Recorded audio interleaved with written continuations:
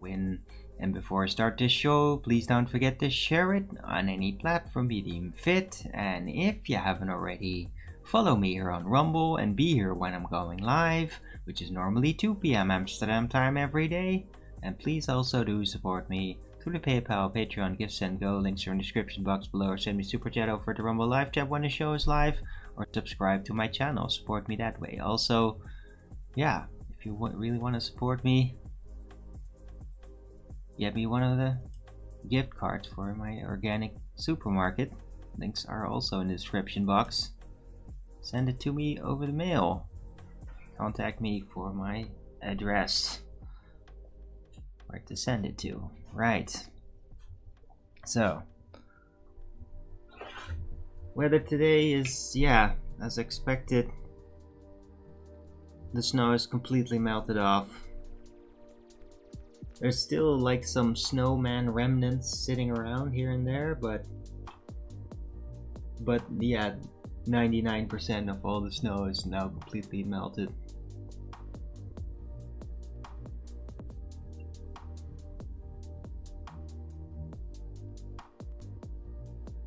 It's a big gray soup up there,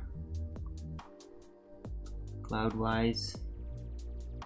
And there's still like a bit of rain falling here and there, a couple of droplets even now. So it just feels a bit dreary, but I mean, at least it's not freezing anymore.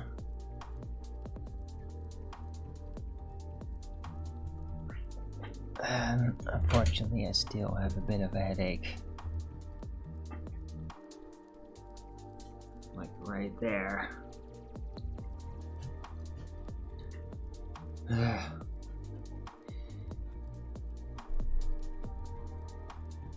Right. So it is Tuesday, the 13th of January 2026.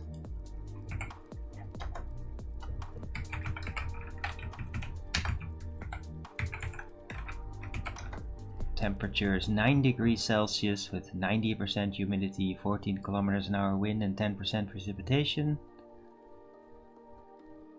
And yeah. Oh, looks like next week now suddenly it goes freezing again at night next week. So yeah, after the coming weekend, it might go back into the cold again. I don't know, man. Maybe it's just this up and down. Let's just try. I mean, it's gonna give a lot of people headaches and colds. This upswing, downswing shit in the winter. Right, anyway. Hope everybody's had a great Monday. Mine was pretty decent.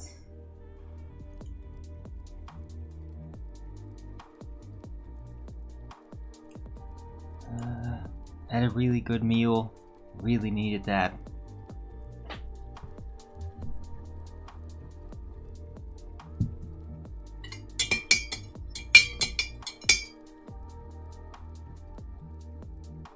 And yeah, I'm still surviving.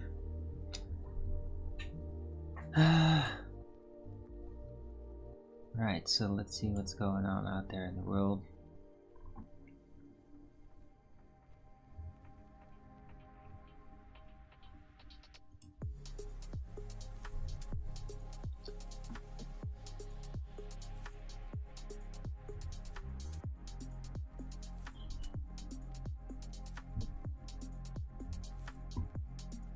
Wow.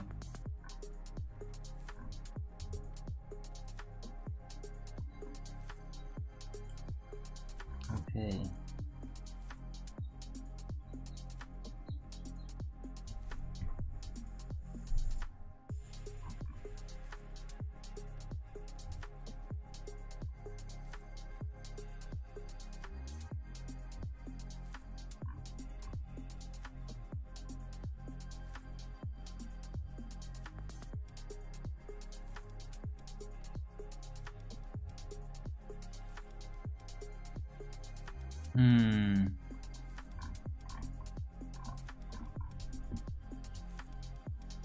Yeah, some Dutch politics stuff. There's like inquiries about things still about the corona situation. And it's like, yeah, like you to provide some information about things that you've been doing, government, around that time, and they just refuse. They refuse, which is kind of unheard of. Usually they like say like, oh yeah, and then take a long time. But they rarely, I've never heard of it. Just no, we're not gonna do that. They shouldn't be doing that. It's just more corruption, I guess. Government corruption here.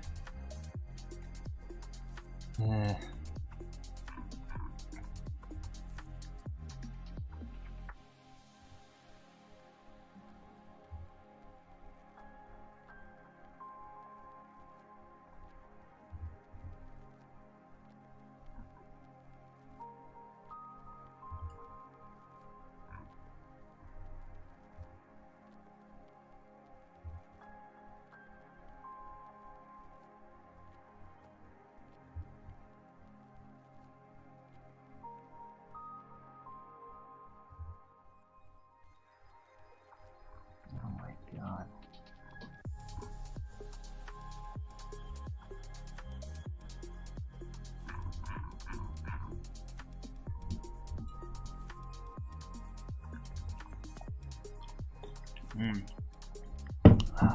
More WF creeps. This guy Diederik Samson, architect of the Green Deal, says that we're not supposed to eat meat anymore. Oh, we have to, like, what? We don't need cow anymore? How about you go fuck yourself, you frickin' lunatic? And he actually has the gall to say, like, meat grown in a lab is an alternative. I mean, dude. I can find only one suitable punishment for a guy like that, and that is jail with forced lab-grown meat diet. Let's see how they fare. Let's see how long they survive that before they start to shrivel up and die. Because that's what will happen with that crap. It's total madness. Right, anyhow.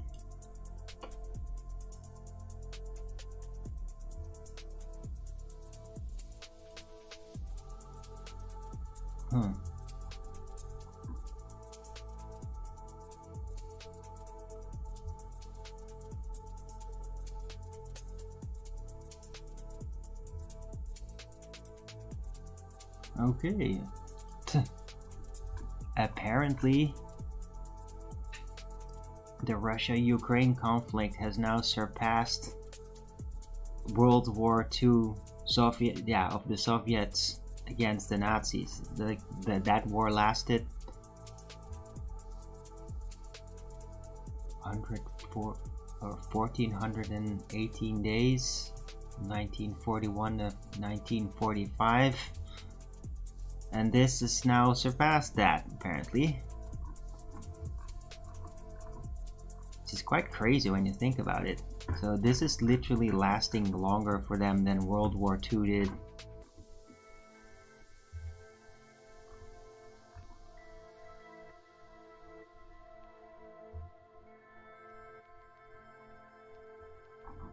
Also, like, apparently there's some of the Europeans are now, European governments, or not the EU, but like from countries in Europe, are starting to kind of turn and say, like, we do actually now have to just communicate with Russia to fix this. Like, we gotta stop. Like, they're basically figuring out, like, yeah, this war, it really ain't gonna work. So I'm really interested to see like how this could like mean like a serious division like within Europe, not just a bit of ideological division, but where, yeah, I don't know, EU could really fall apart. Very serious level. We'll see. Alright, let's take a look. What else?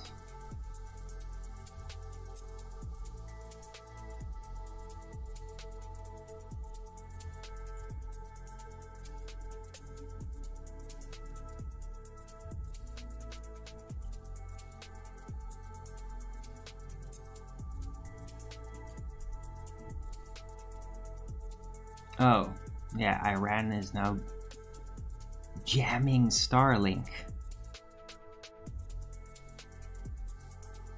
Basically turning off the internet a lot. Apparently that's happening.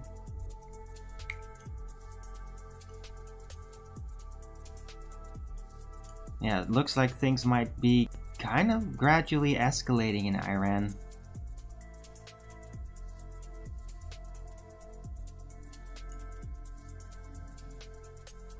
There's a lot of talk about it. I mean, there's a very good chance that the current regime, the Islamic fundamentalist regime right now, is gonna completely lose its grip, and they're probably gonna retreat to Russia. And then, yeah, then we'll see what's gonna happen. The US is sort of rooting for the Shah to take over. He's like a royalist, basically a king. And is that really appropriate? Does everybody in Iran actually want that? Probably not. And also, like, who the hell is that guy anyway? Like, here's a question. Are they buddy with Israel? Or not?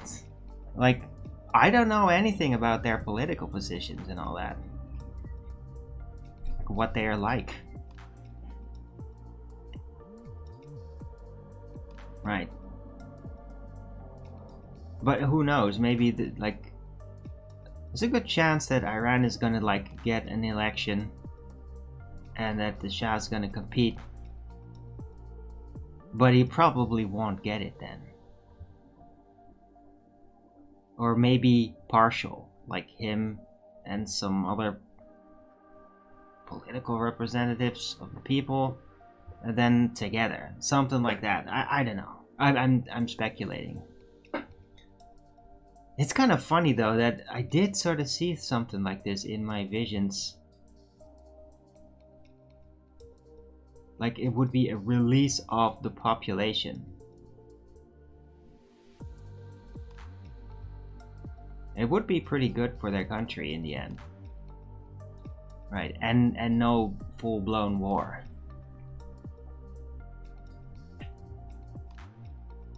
Because, I mean, Iran is a big country with a lot of people, and they're all, like, divided groups. They're all different sorts.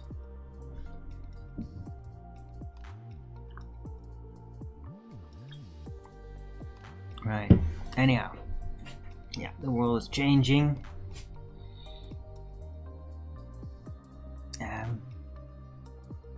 Don't really know how everything's gonna balance out eventually. But I mean, the world could get to know the Iranian people better after this. Because I mean that, yeah, the Islamic regime has really they did kind of put a lid on it overall.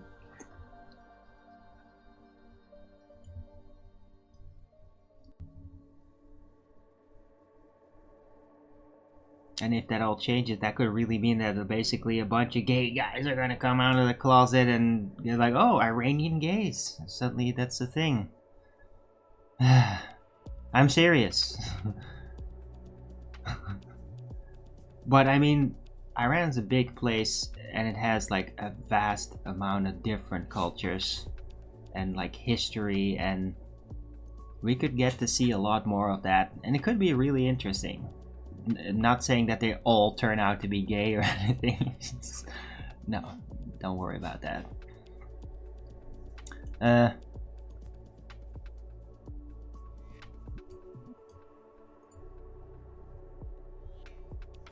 But I mean, when a country is that big with that many people, there are gonna be gays. There's nothing anybody can do about it.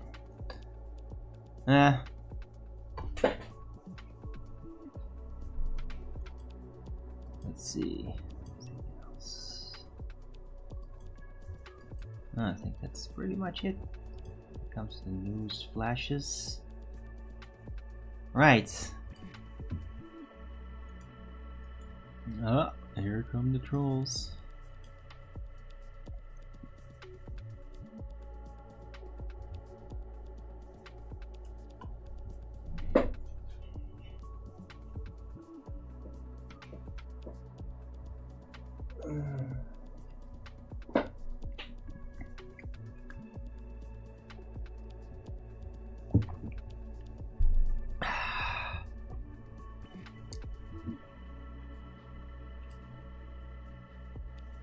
Yeah, I might pay a visit to Earth Awakenings a little bit later and join up with them. There's some people active there. But yeah, first want to see if I can conjure up something to talk about here on my own this first hour.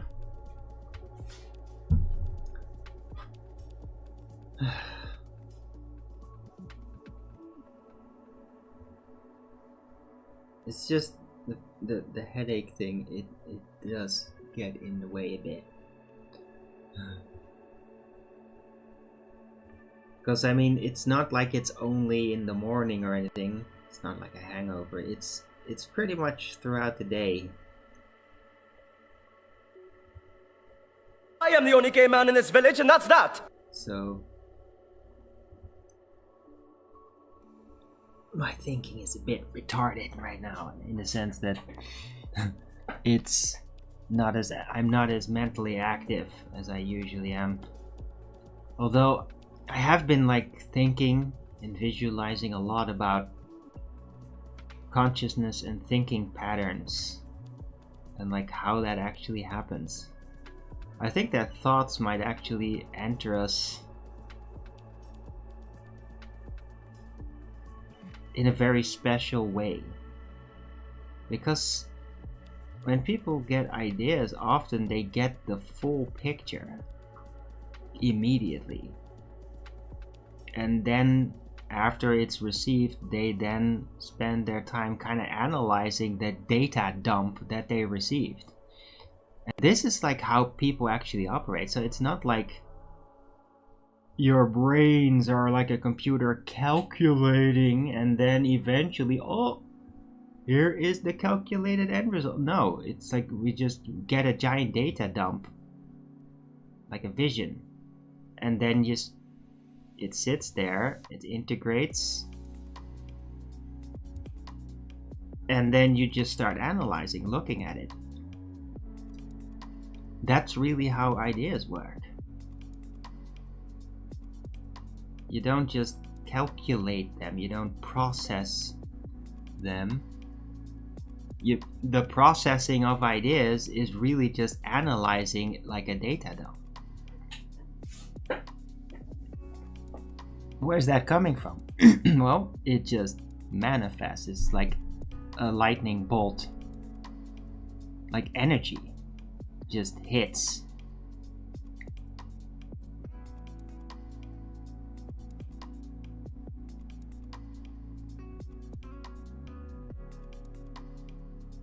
And it's kind of fascinating, because when you realize that, you can literally kind of see it. You can see the moment where an idea strikes somebody. And people can even, by the way, emulate that by just already knowing something and then actively engaging with it. It's very similar. But I mean, yeah, how it effectively really happens is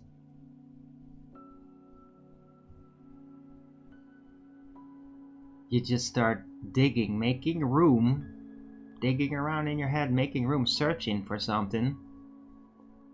And then if you like scratch around it enough, maybe it's like friction based or something, like you clear it out enough, and then something can just, usually a reflection to something else.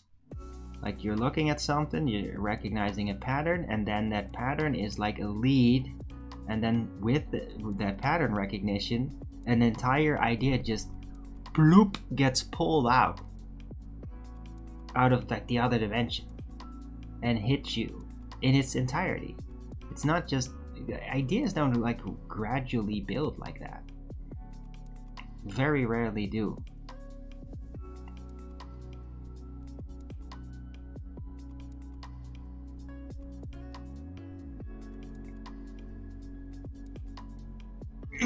Well, ideas, I guess it's more like a big picture kind of thing. The big picture things, ideas, visions, they hit you in its entirety, and then you spend analyzing it. I mean, if you're just trying to puzzle through something, that's different. Like, okay, I gotta deal with this person, and then gotta like get a kind of response. Well, then you're like planning, and planning is a gradual building process. That's different than building a plan. It does require like active processing. It's so odd being the only gay in the village. An entire view of like how whole things are gonna happen, which would be regarded as a vision, like it hits you in its entirety. Like a big picture that contains everything, and you just have to kind of analyze the pattern and look at details about it. But it comes like even with spiritual metadata and everything, like how it's gonna happen and the feelings that might accompany. It's like a, yeah, how does this happen, you know? I mean, I like to think ideas come from God, or visions. It comes from somewhere else. Like we don't construct it from scratch. It's not a construction process or like a 3D printer of an idea in your head. Like that's not happening. It's already there, and it just pops in you. And it really does feel like it's coming from something external too. At least it feels like that for me. I mean, with other people, probably too. There's expressions about it that do emphasize ideas coming from something external.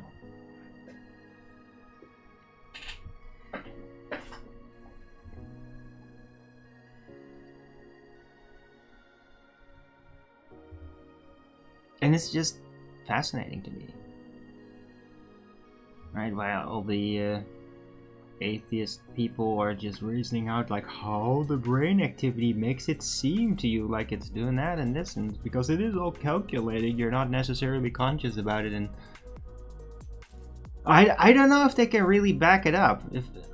If you like try to figure out these kinds of subtleties, and you have like all these things stuck to your head that are analyzing brain activity, is it really gonna show you a bunch of build-up processing that's gonna go subconsciously, and then you get an idea, and then that's actually the end result of a bunch of processing that goes under the radar? Would that be the pattern that would yield from an analytical test like that of brain activity? I have no idea. I wonder about these things though. But yeah, definitely from a consciousness point of view, it really does just very much feel and seems logical even, that ideas come from something external. Visions, whole picture things. Because you don't build a whole picture from scratch. I mean, I think even like with visionary book writers or people that create entire universes, The whole thing is pretty much, it arrives, it hits, bang, it's there. And then they just spend time working out the details, creating a structure through a timeline with it, with that world. That's like a construction process after the vision of the whole thing pretty much already hit.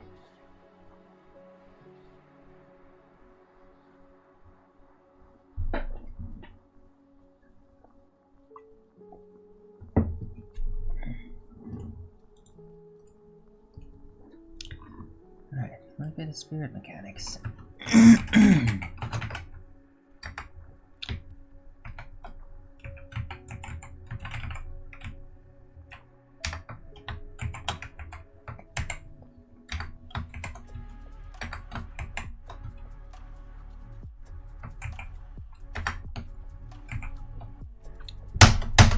Sorry.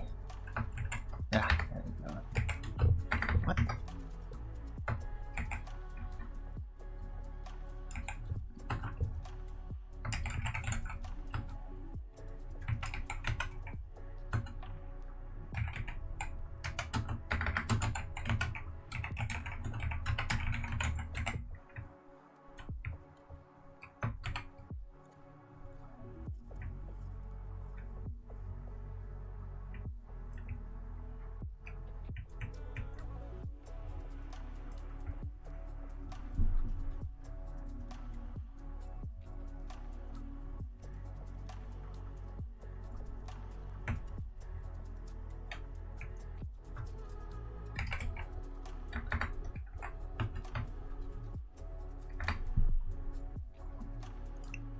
Yeah, spirit mechanics. Do ideas come from something external?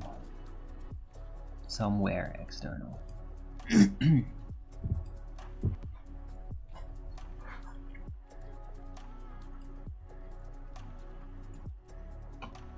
Right, hope everybody's having a great day.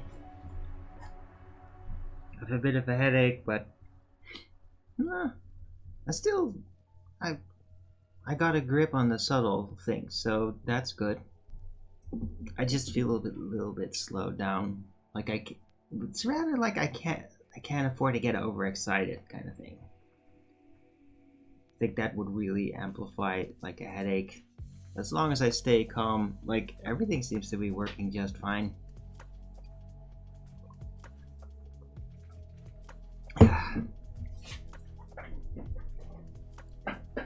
Right, hope you're liking the show. Don't forget to Rogan's it up if you are.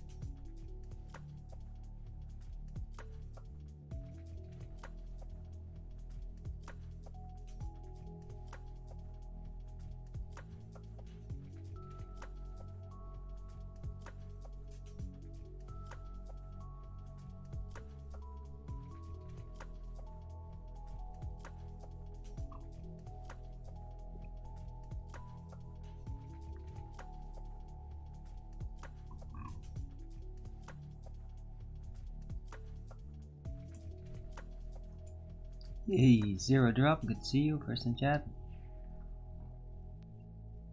I feel like unconscious cues trigger conscious thoughts. Unconscious cues. Yeah, no, sure. I mean, external stimuli invite ideas in it, that, as I described. Like you look at things, you manage to like notice a pattern out of it, and you feel like there's something with this pattern. I wish I had an idea that based on this pattern, and you try to like think of something. But then if that actually succeeds, you don't like build it from scratch one piece after another and you just start. No, it's just usually you look at it and then it hits you. Bang. A complete idea, like a completely worked out idea. Or it seems mostly like virtually completed idea, like a vision. And then you take it as it is, and then you spend the rest of the time pretty much working out the details of it, like sharpening the image, getting a better contrast, more detail.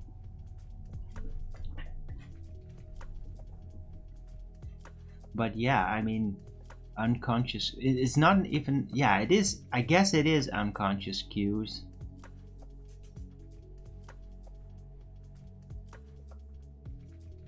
So, I mean, look, it remains to be seen, based on rating brain activity, whether you basically build up to getting an idea, like receiving it, and is there a pre-processing going on in the subconscious, which could very well be that while your consciousness is like, oh, I want to figure out an idea, that it's actually already in the middle of figuring out an idea.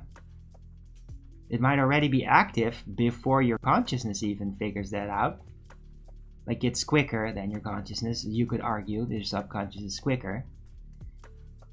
And already doing things that your consciousness is eventually going to conclude that it would have to do. And then, when the consciousness catches up, suddenly it gets the idea. So you could argue, okay, the subconscious has been processing that before the consciousness even caught up to it, which is an interesting way to think about it. But if that really is literally going on like that, then there would be brain activity. Subconsciousness processing things would also be brain activity that would be measurable. See? There's a way to figure this out. Because, yeah, I can't like really figure out whether there is a lot of brain processing. The thing is, like, when you get inspired with a new idea, you are usually under some kind of pressure.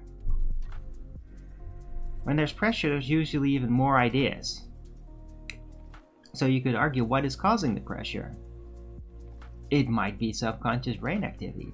But again, you'd have to like measure whether that's actually going on to be really sure whether there is this pre-processing in the subconscious that then leads up to a vision, a whole idea subtly rolling in its completion to the consciousness. Because I mean, I get bigger ideas without a lot of pre-processing. Like it does, like where I feel very relaxed, and then a big idea can hit. So it doesn't feel like oh man, my subconscious been really busy here, like processing a bunch of shit. I don't know what yet, but we'll see when a brilliant idea pops in. Like I don't feel like brilliant ideas coming.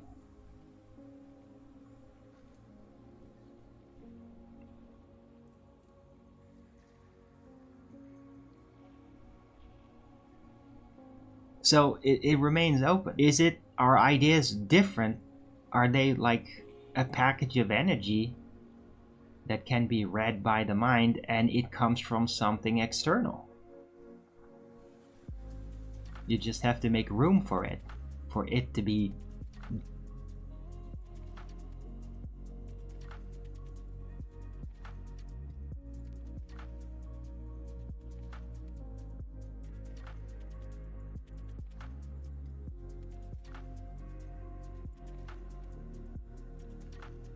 different? Are they like agree that there would have to be registered brain activity that you might not be conscious of but could still measure to support that concept?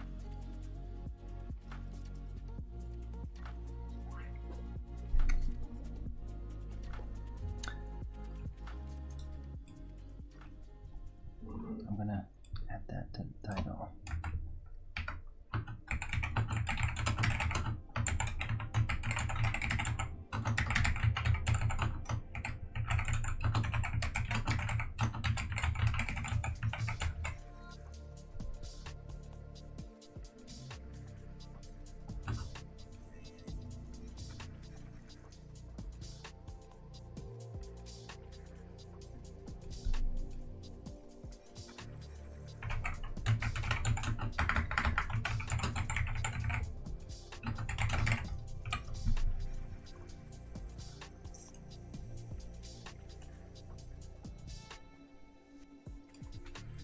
Alright, bigger title now. Spirit mechanics. Do ideas come from somewhere external, or does the subconscious process ideas before?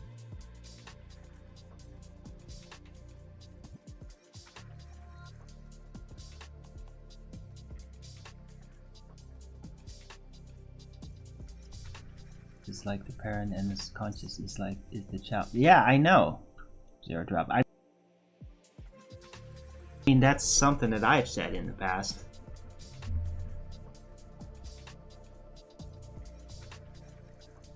Subconscious certainly seems to have like a way higher range of capability and no burdens from the ego to bog it down. I mean, the consciousness is like restrained in all kinds of ways due to our internal balance and emotions and all that. Subconscious doesn't seem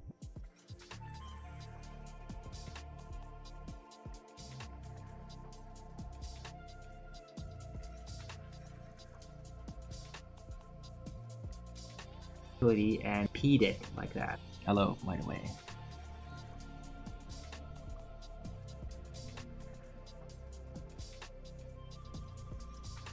No.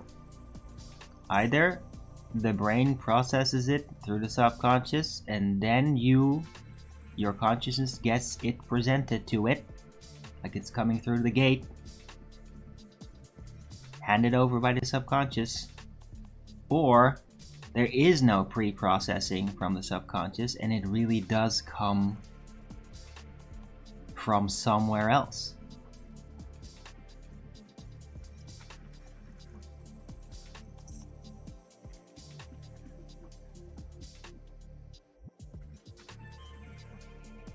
Through the gate?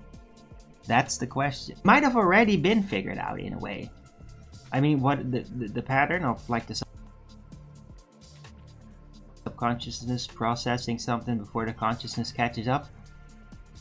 I've heard that before, like when I was way younger, like in my teens and stuff.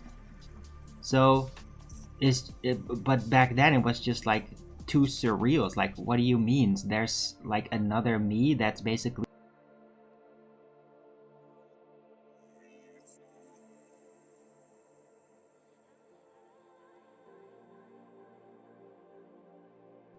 Of me basically lagging behind, and in that sense, Wesley, yeah, if you go by that model, then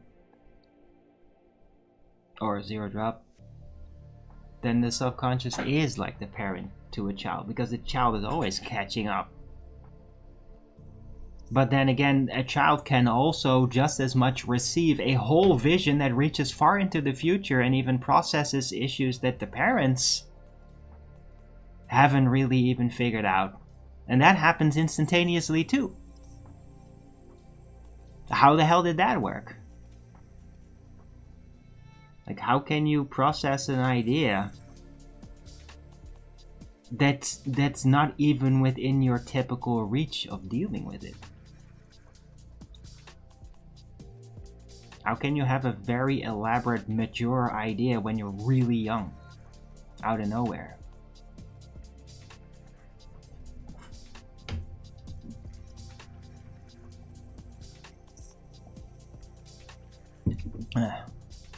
External thoughts are what they give you to control your mind. Well, to pacify it. I mean, like narratives,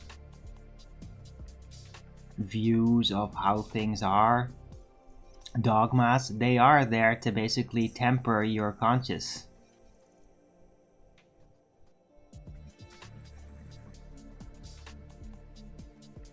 To limit the amount of processing that you're going to be doing. To relieve some of the pressure, because I mean, actively pondering upon things does create pressure.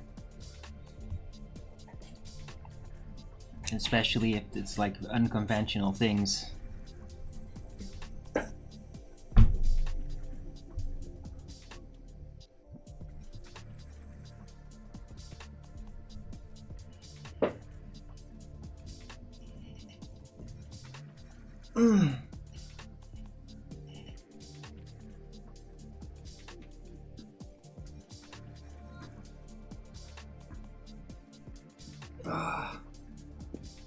My bones. That's not my bones. It's ligaments.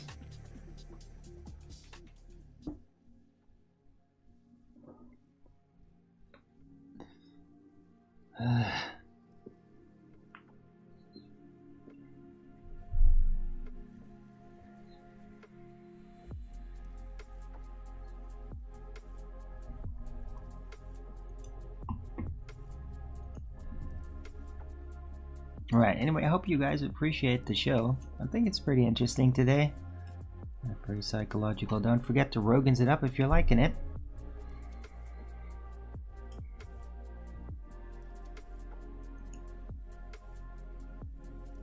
Yeah, if you have any more thoughts or references to the subject that's in the title, then I'd love to hear it.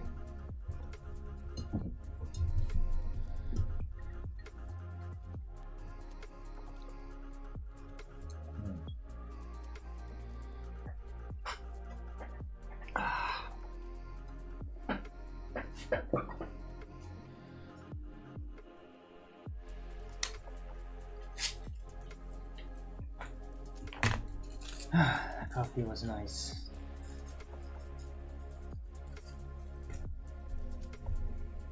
It seemed to help a little bit against like the headache thing. Maybe the headache is because I've had so many coffees during the snow times. I mean, I did like get 3 coffees in like a week straight, which is crazy to me now, because but I mean, I really did enjoy it though. It was great. But yeah, that's over. No more 3 coffees.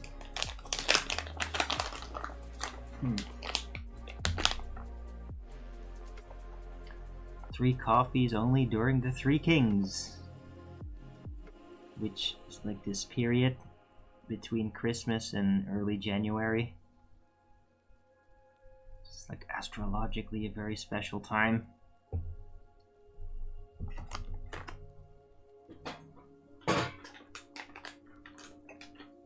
My friend from Nijmegen is always talking about that, because she like really notices that period. But it is very tough on us, typically.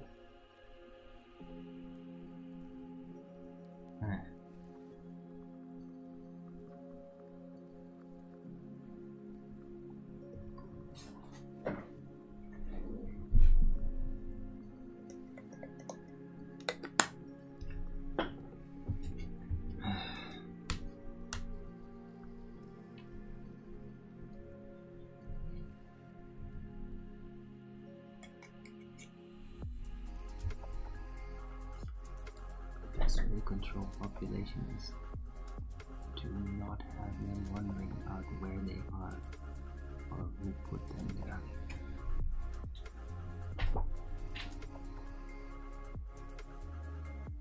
there. I know what you mean. There's a better way to say it though.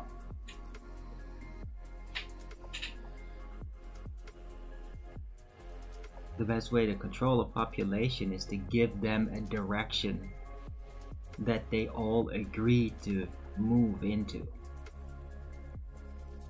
That is the real control, is getting all the heads in the same direction. If you leave them to wonder about fundamental, foundational principles, then they could draw all kinds of strange conclusions, and then it's gonna mismatch, and then nobody is gonna be in the same direction, and they're all gonna be like, I got an idea, and then like hundreds of other people like, we got completely different ideas, and then you end up with divided chaos and people not cooperating a lot. Which is like, for example, what typically goes around with flat earther circles, that they're all having their own ideas and they're all competing. Right. And even though it's free and there's a lot of development with it, it does bog things down. If you want some kind of communal organized thing, that division slows it down or makes it completely impossible. So yeah, one way to fix that problem is by basically handing down a top-down system that tells you how things are, and then you gotta figure out how to make everybody accept it. And that's how we got the heliocentric model, and that's how we got science and evolution. They worked out a system that is accompanied with mind control trickery, both mathematical and peer pressure based, and on average it seems to work. It gets people in line starting at a very young age, and sometimes they get in line so much that they just make it their entire lives business to echo that programming, that uniformity, because it is really about a uniformity with them, a lot of them.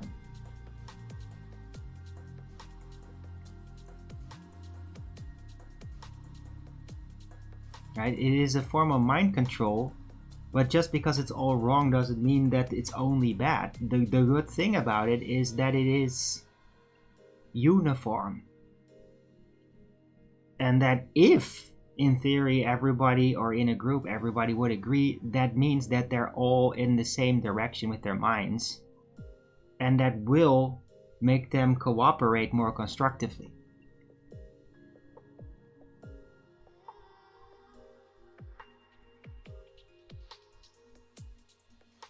Now that might not necessarily help out for creative endeavors, thinking up things, because it's typically proven that if everybody's divided and there's more conflict, well, that is really where more creative, newer ideas finding a way through a new thing is discovered. You need a divided crowd to really come up with something new. But if you want everybody to cooperate perfectly or to build something in a uniform manner, organized uniformity, well, then you have to basically have people that are of the same mindset and the same idea, so that they don't, no conflict starts to bog things down. Right?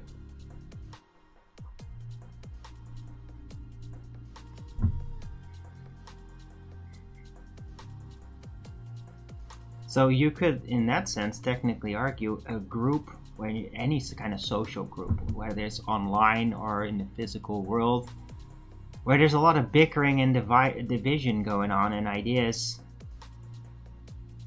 there's also opportunity for new ideas and like real serious creativity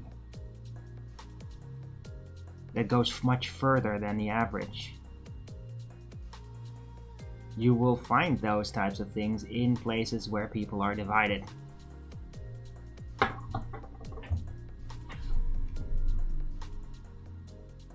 Right? But if you then try to task those people to accomplish some kind of project together, it's also less likely that they'll actually succeed at it.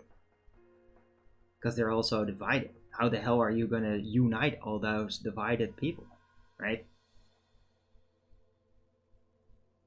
And in a group where everybody's mind is at the same direction, it's like the group cohesion, well, there's going to be very little thought going around. But if something has to be done, if there's some kind of a task, they can all perform smoothly as a collective machine.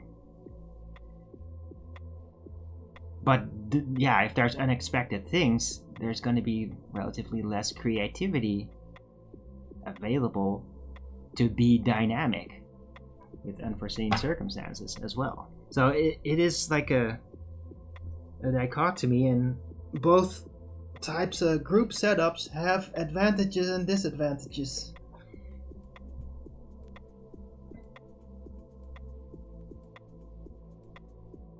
As an American, we are given the globe and Jesus. To question it is viewed as diabolical. I guess.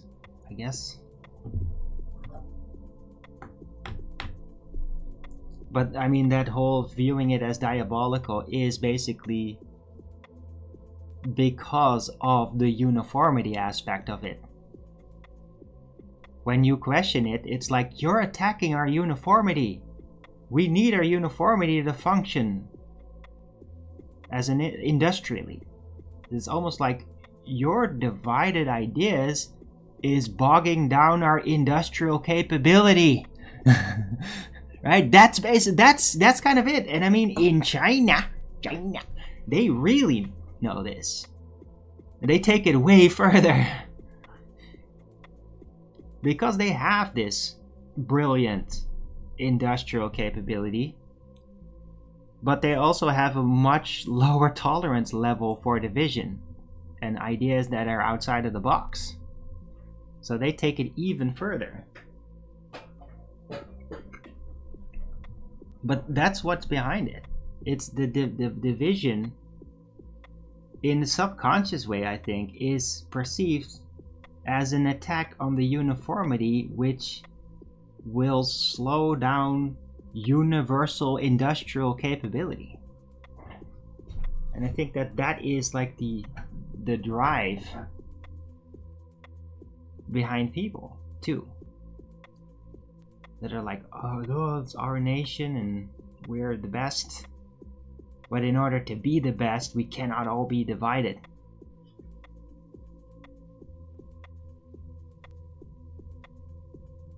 Right? And to then discover on an individual level, like, whoa, the ideas that are the main driving force, the uniformity driving force behind our nation's mindset is wrong. Well, that is just a terrible sensation.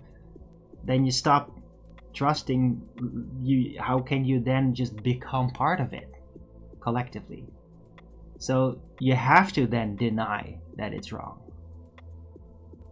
just to retain that ability to become part of that collective function.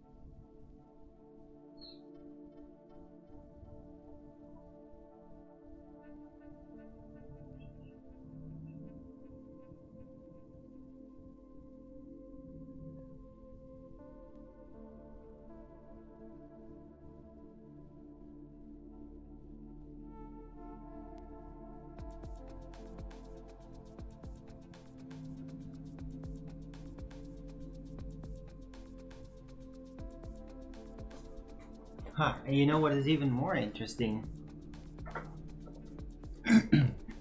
Is that there is like societal swings between these two different systems. Everybody has to fall in line to get industry going better, and then you have more power through that industry, but at the cost of the individualism. But then at some point, here's the thing: without the individualism mindset and the division, no new ideas will happen, because everybody will just fall in line with what's handed down. You need the division to come up with new ideas, basically. It's a bit oversimplified, but I mean, I did explain all this before. So eventually, like, a society can become more collective, it will boost up industrial efficiency, and then everything can just happen. But eventually it will start to become outdated, and then division will naturally have to arrive, but it will be fought against because people hold on to the collective mode, because individualism is difficult. It is divided, literally. But then individualism has to happen, the collective has to break in order for society to evolve and adapt. Basically rethink the industry, right? Because industry systems become outdated. Like, it might still work as a machine efficiently, but then what comes out of it, like, is not as preferable. It just becomes outdated. So there's this balance, these swings back and forth between individualism in society to create innovation and collectivism in society to boost industry. That's a paradigm shift that happens like with every society. And it has to happen. Right? Because it always gets to a point where it goes too far. Like collectivism, it goes too far, it doesn't allow any individualism, and then you get like dystopian situations where you're not allowed to have any thoughts. And that then holds back everything, and it becomes depressed because everything becomes outdated and just there to keep everybody from thinking something. But individualist societies have also a problem, because eventually that individualism will just like keep the division in place because of the need for individualism. And if everything is divided, well, then industry will lag behind, and that will then create a problem. Will create chaos. So it's always either directions. And the optimal thing would be if it swung back and forth in a reasonable way. Like, okay, we have to become more collective to really optimize the industry. Like, yeah, I guess. And then everybody does that and becomes better, and then eventually it's like, okay, we've done this, but we're starting to lag behind. We need more innovation. And that might then temporarily like make industry less efficient, but it will open up opportunities for new innovation.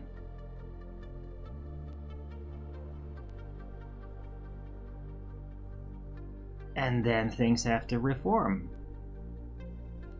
But then eventually like a new consensus would have to be reached to like move back to collectivism type industry efficiency with the new ideas that are like going to be a good foundation for the new industry. And if you have a swing back and forth with this, that is optimal. That is optimal for all societies.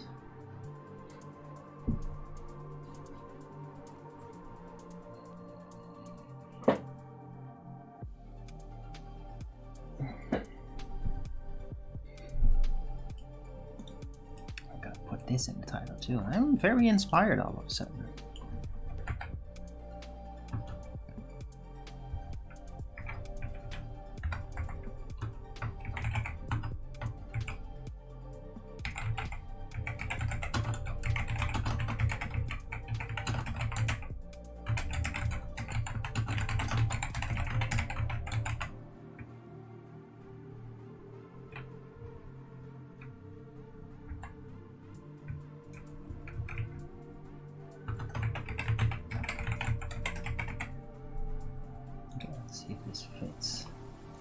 a big title.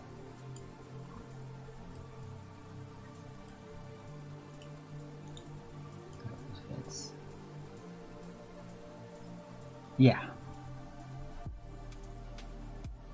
Big title today.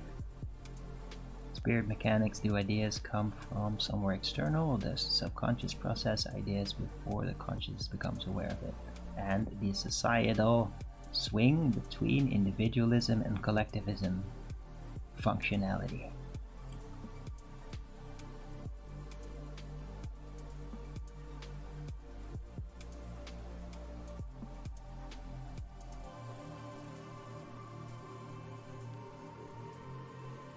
I should rephrase that. Individualist and collectivist.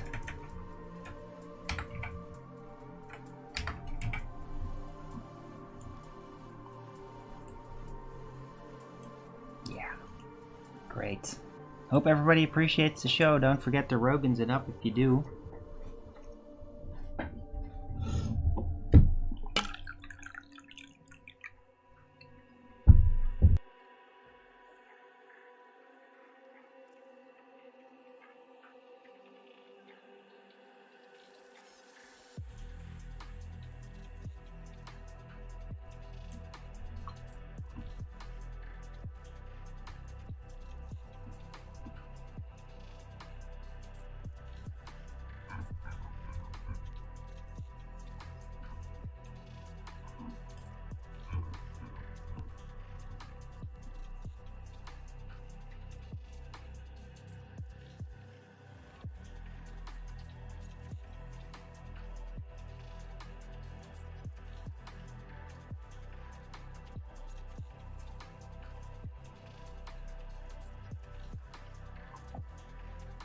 I hope you like it too. Food for thought.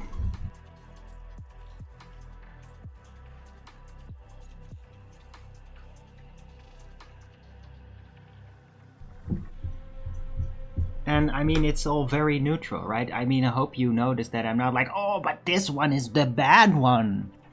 No, I'm like, dude, it all is what it is. It all has a function. It can all go wrong, and I laid that out, right? Collectivism can go wrong, can become really dystopian, but individualism can also be taken too far and create a divided chaos that also breaks down. Both go wrong if held on too stringently. And any society will have to swing back and forth to a degree. It's really all about not taking it too far and allowing the swing back and forth and dealing with that swing back and forth, with the problems that it brings, with problems that come with change, difficulties in adaptation to the change. Because there are difficulties for individuals. Right? Some people, they need collectivism as a foundation, and others are like, I really can't use collectivism as a foundation. Like, they are neurotically individualist, as there are some people neurotically collectivist.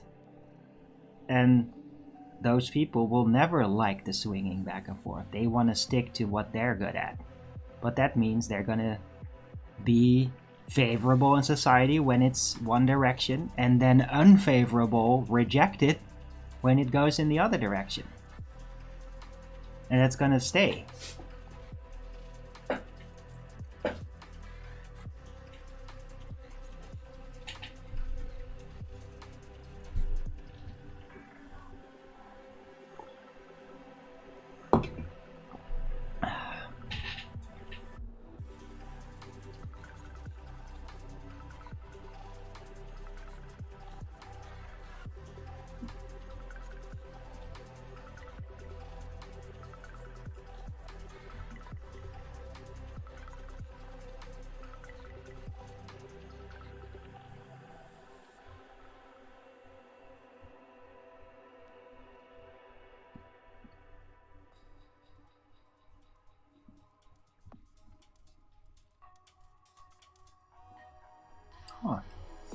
Apparently Bill and Hillary Clinton are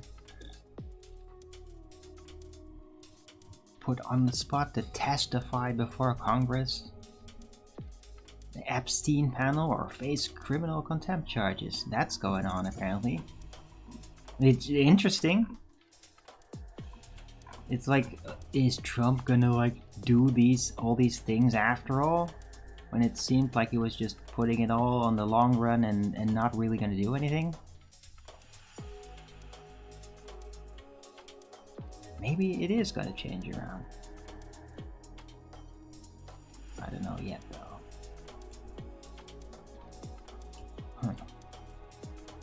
It's not okay to pick the Earth is flat. What? Why 0? Where did that come from?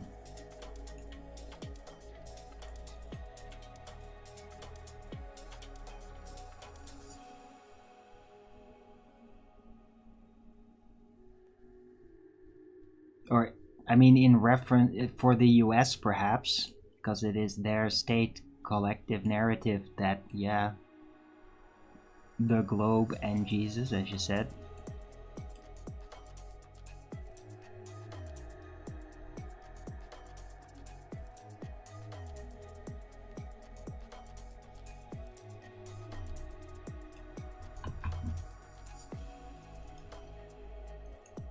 Come on, guys. Not giving me a Rogan's up for this? What is this? Come on.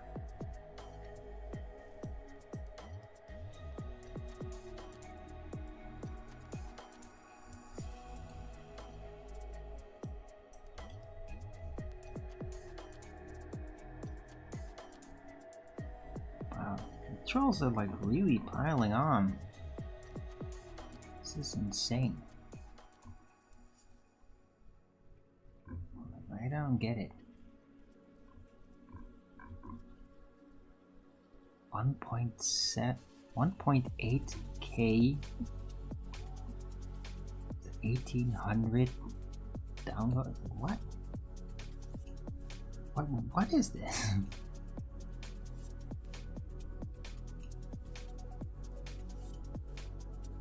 Don't remember the NASA chick.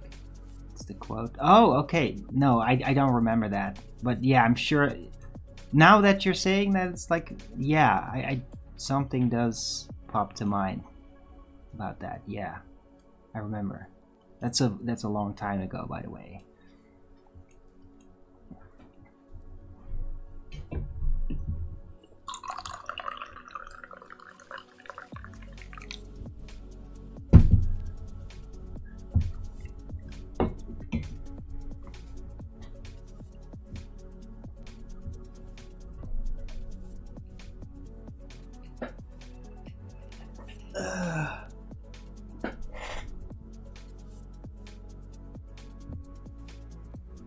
Right, I'm gonna take a 2-minute break and I'll be right back. Don't forget to Rogan's it up, guys.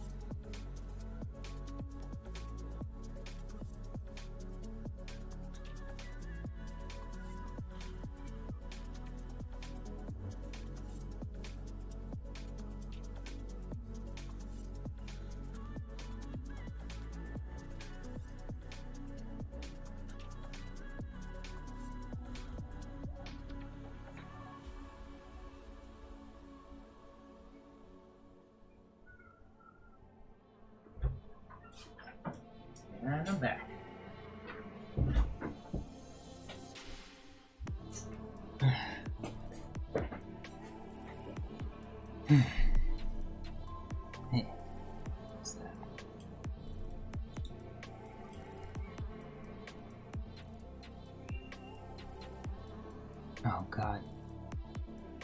Michelle Thaler.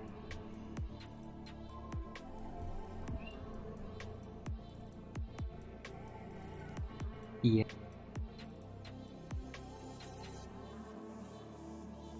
Yeah, I remember that.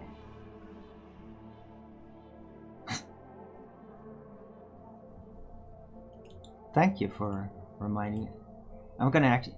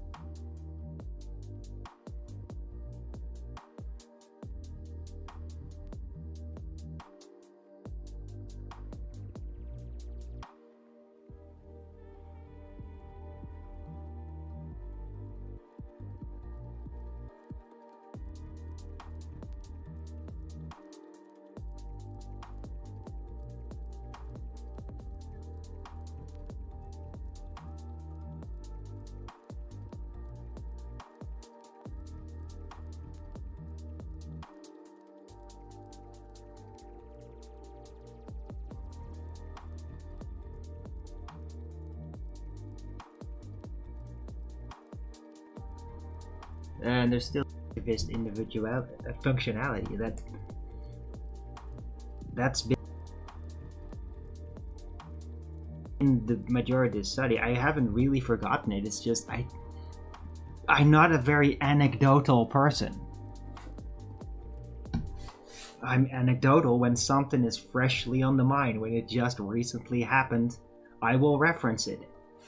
But I mean, things that happened 7 years ago, unless it's really relevant,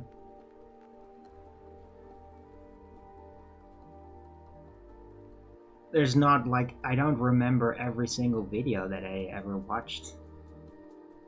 No way.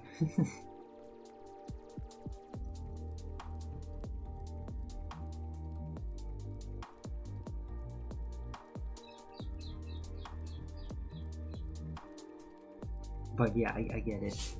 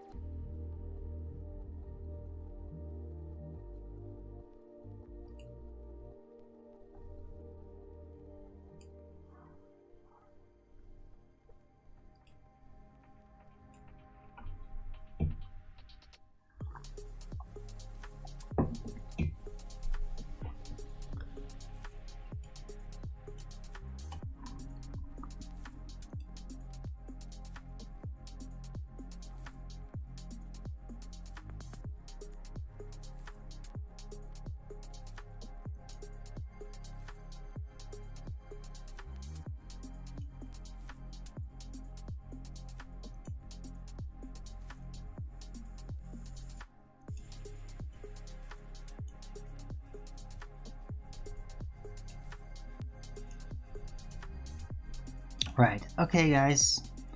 Yeah, I mean, I feel like I've addressed pretty much everything about this subject for the time being. So I'm gonna check out Earth Awakenings, see what's going on in there, maybe hit off a conversation.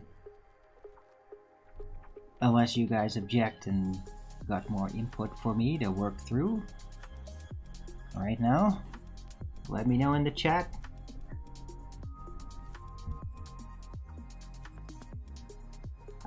I guess normally I would like round out the show at this time.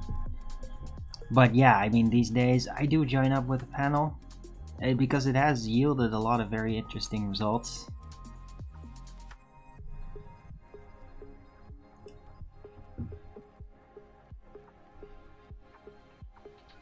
Had some good conversations on there, not every time.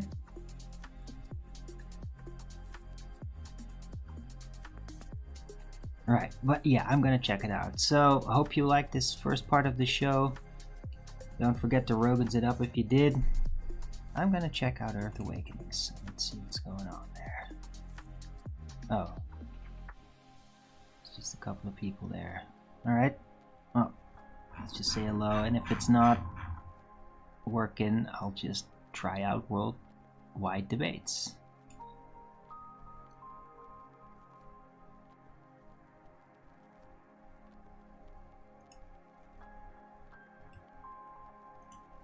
Hello? Anybody still here?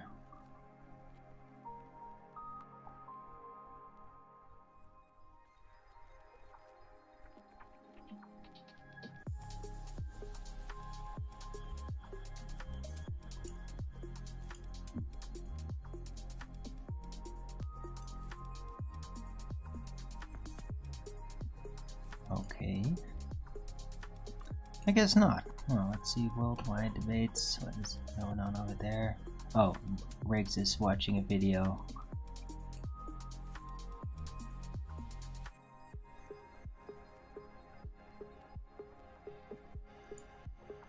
Hello. Yo, what's up, Arwen? Yeah, we're doing a little video viewing right now. We're almost finished with this video. Okay. How much? Yeah, you're welcome to join it. It's got another not 20 minutes, maybe 15 minutes. Oh, okay. Yeah, you're welcome to join in, man. No problem. Doing a little review. What is it about, in short? Yeah. So this is Professor Zhang. He does a high school class in China, and he covers a lot of like controversial conspiracy or like different topics. And this one is game theory. Ah, okay. And he's covering Rich Dad Poor Dad right now. So right. We're just, we watch. We come up with some commentary. I pause it. You can butt in anytime you want. You want something to say. Class, usually merchants, right? Merchants, because they were discriminated heavily in society, but they had money.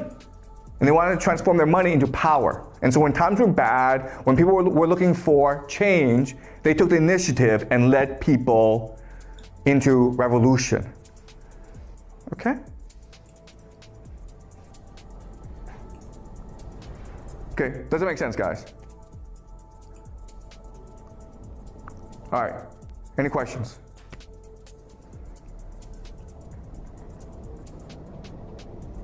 Yeah. All right.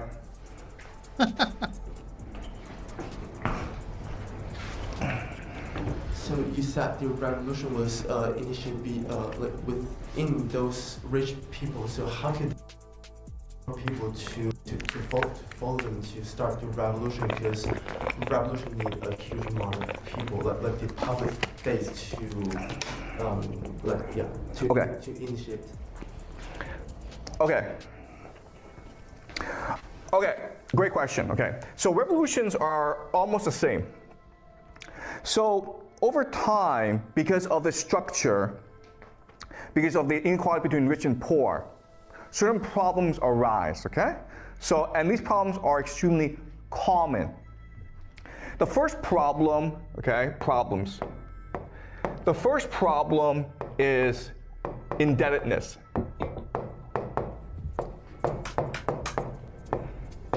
Because the rich have a monopoly over wealth, for the poor to survive, they need to borrow money. But over time, because of interest rates, the poor find themselves in slavery. Okay? Because if you can't afford to pay back the bank or the rich person, then your body is collateral, okay? So you become a slave, but not only do you become a slave, but your children become slaves as well. So slavery becomes a very common problem. And then the third issue, of course, is landlessness.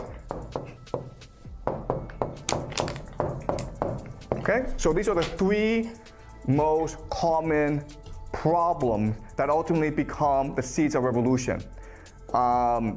The poor get into debt, and so they lose their land, and their children become slaves. Their children's children become slaves as well. Okay? Because of interest rates, it's impossible for you to pay back that debt. Okay? So now you have a majority of people who have absolutely no incentive to live. So what happens now is that a elite, okay, say to these people, follow me into revolution and I will clear your debts. I will give you land and I will end slavery. And that's it. Okay? Every single revolution has been like this. There have been different names, okay? So for example, communists are like, we'll create a communist paradise. But what's a communist paradise? A communist paradise is where debt is canceled, where people are given land, and where no one's a slave, okay? Then others like, okay, we'll create a religious paradise. Islam, okay? So Muhammad, the Islamic Revolution was about this initially. Later on it changed, right?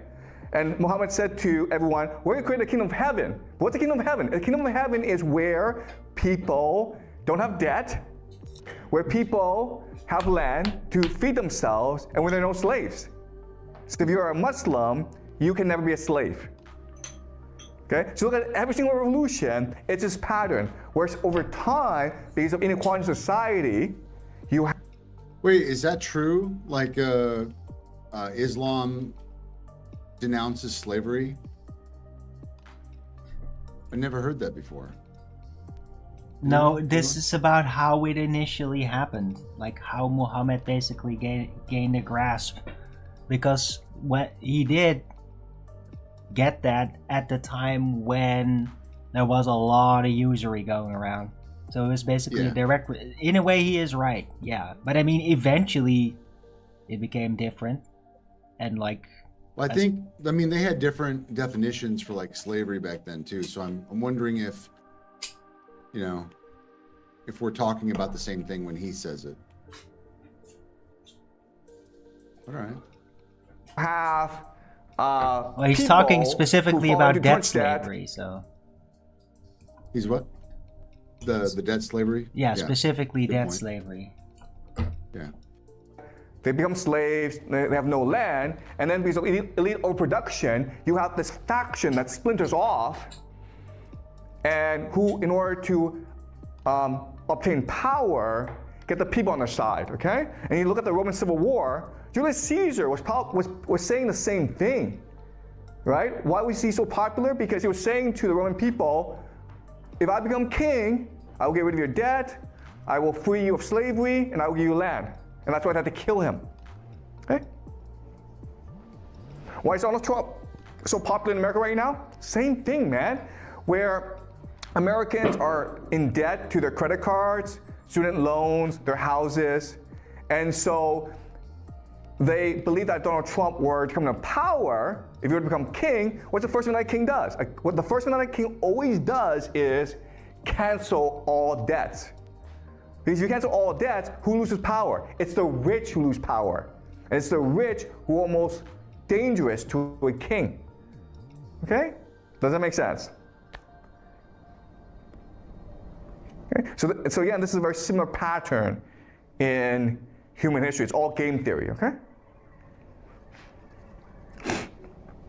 Any more questions, guys? Okay, ask one more question, then we'll break, okay? Is this clear to you guys? Okay. So another way of understanding this is that according to game theory, individuals don't really matter. Okay, you have to look at large groups, you have to look at large social trends. Okay, you cannot really change the outcome for certain groups of people like poor kids unless you look at the overall structure in which they live. Okay. One more question, guys, then we'll break for the day. Brilliant.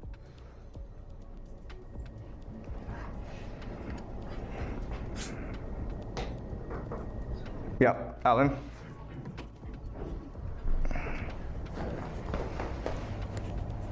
So like, is that the society or like just the elite that really rule the country, who really have the power, have the motivations to maintain the society, that a certain degree of social mobility is allowed, but not all of them, but not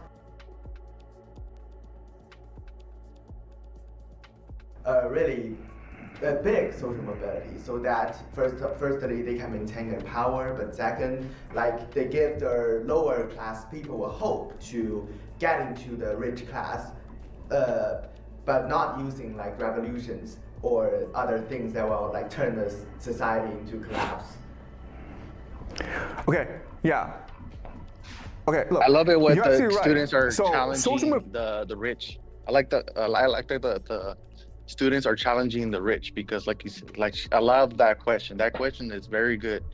Are the rich giving us like opportunities to become rich, or they're kind of like in a way traps, like the little traps? But in a way, I feel like the rich, I don't know if the rich know the rules, or they're giving out these little handouts, right? You know, these handouts can be traps. Go ahead.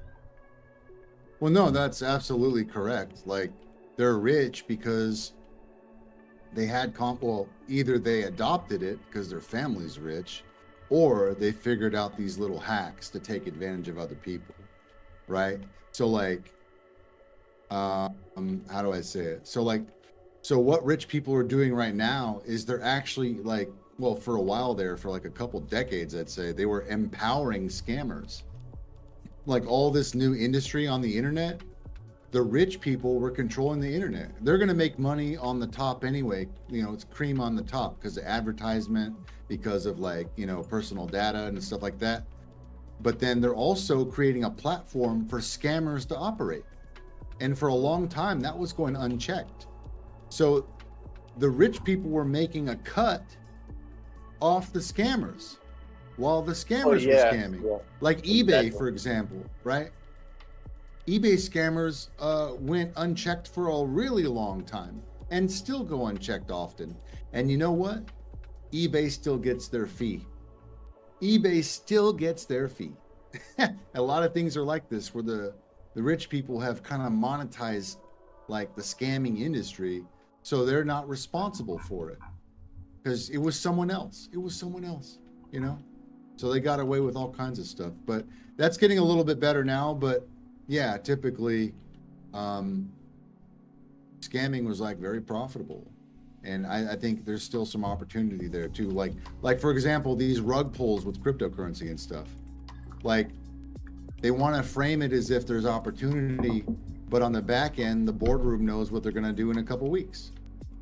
So, and you're not going to know what that is, right?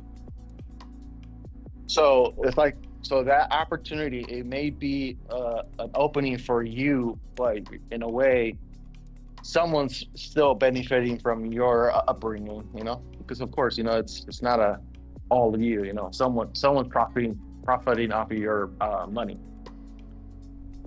Yeah. You just have to be really careful about like what you consider to be like an opportunity, because a lot of new opportunities end up being scams. Well, that goes back to the like Michael Jordan. I don't know if it's true, the whole documentary, that they try to scam him, you know, but he maneuvered his deals in such a way that he was on top. like a whole sneakers deal, right? Because there are people willing to take advantage of your talent.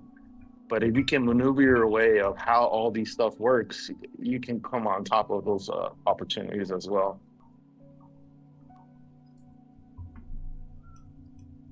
Because like I said, it's not just talent alone. You know, you still have to figure out how this game works. Yeah. Either you have to be extremely gifted, like have some insider knowledge, or get lucky in the market, which could be a scam, you know, like for a lot of different reasons, or just do something that's tried and true, something that is guaranteed. And I promise you the inflation is going to match or simulate that curve of the guarantee. So you think you're making money when it's making money in the bank, but inflation is outpacing it. So guarantees are usually just like a lie. And then guess what? If you make that money on top of the guarantee, guess what you get taxed on?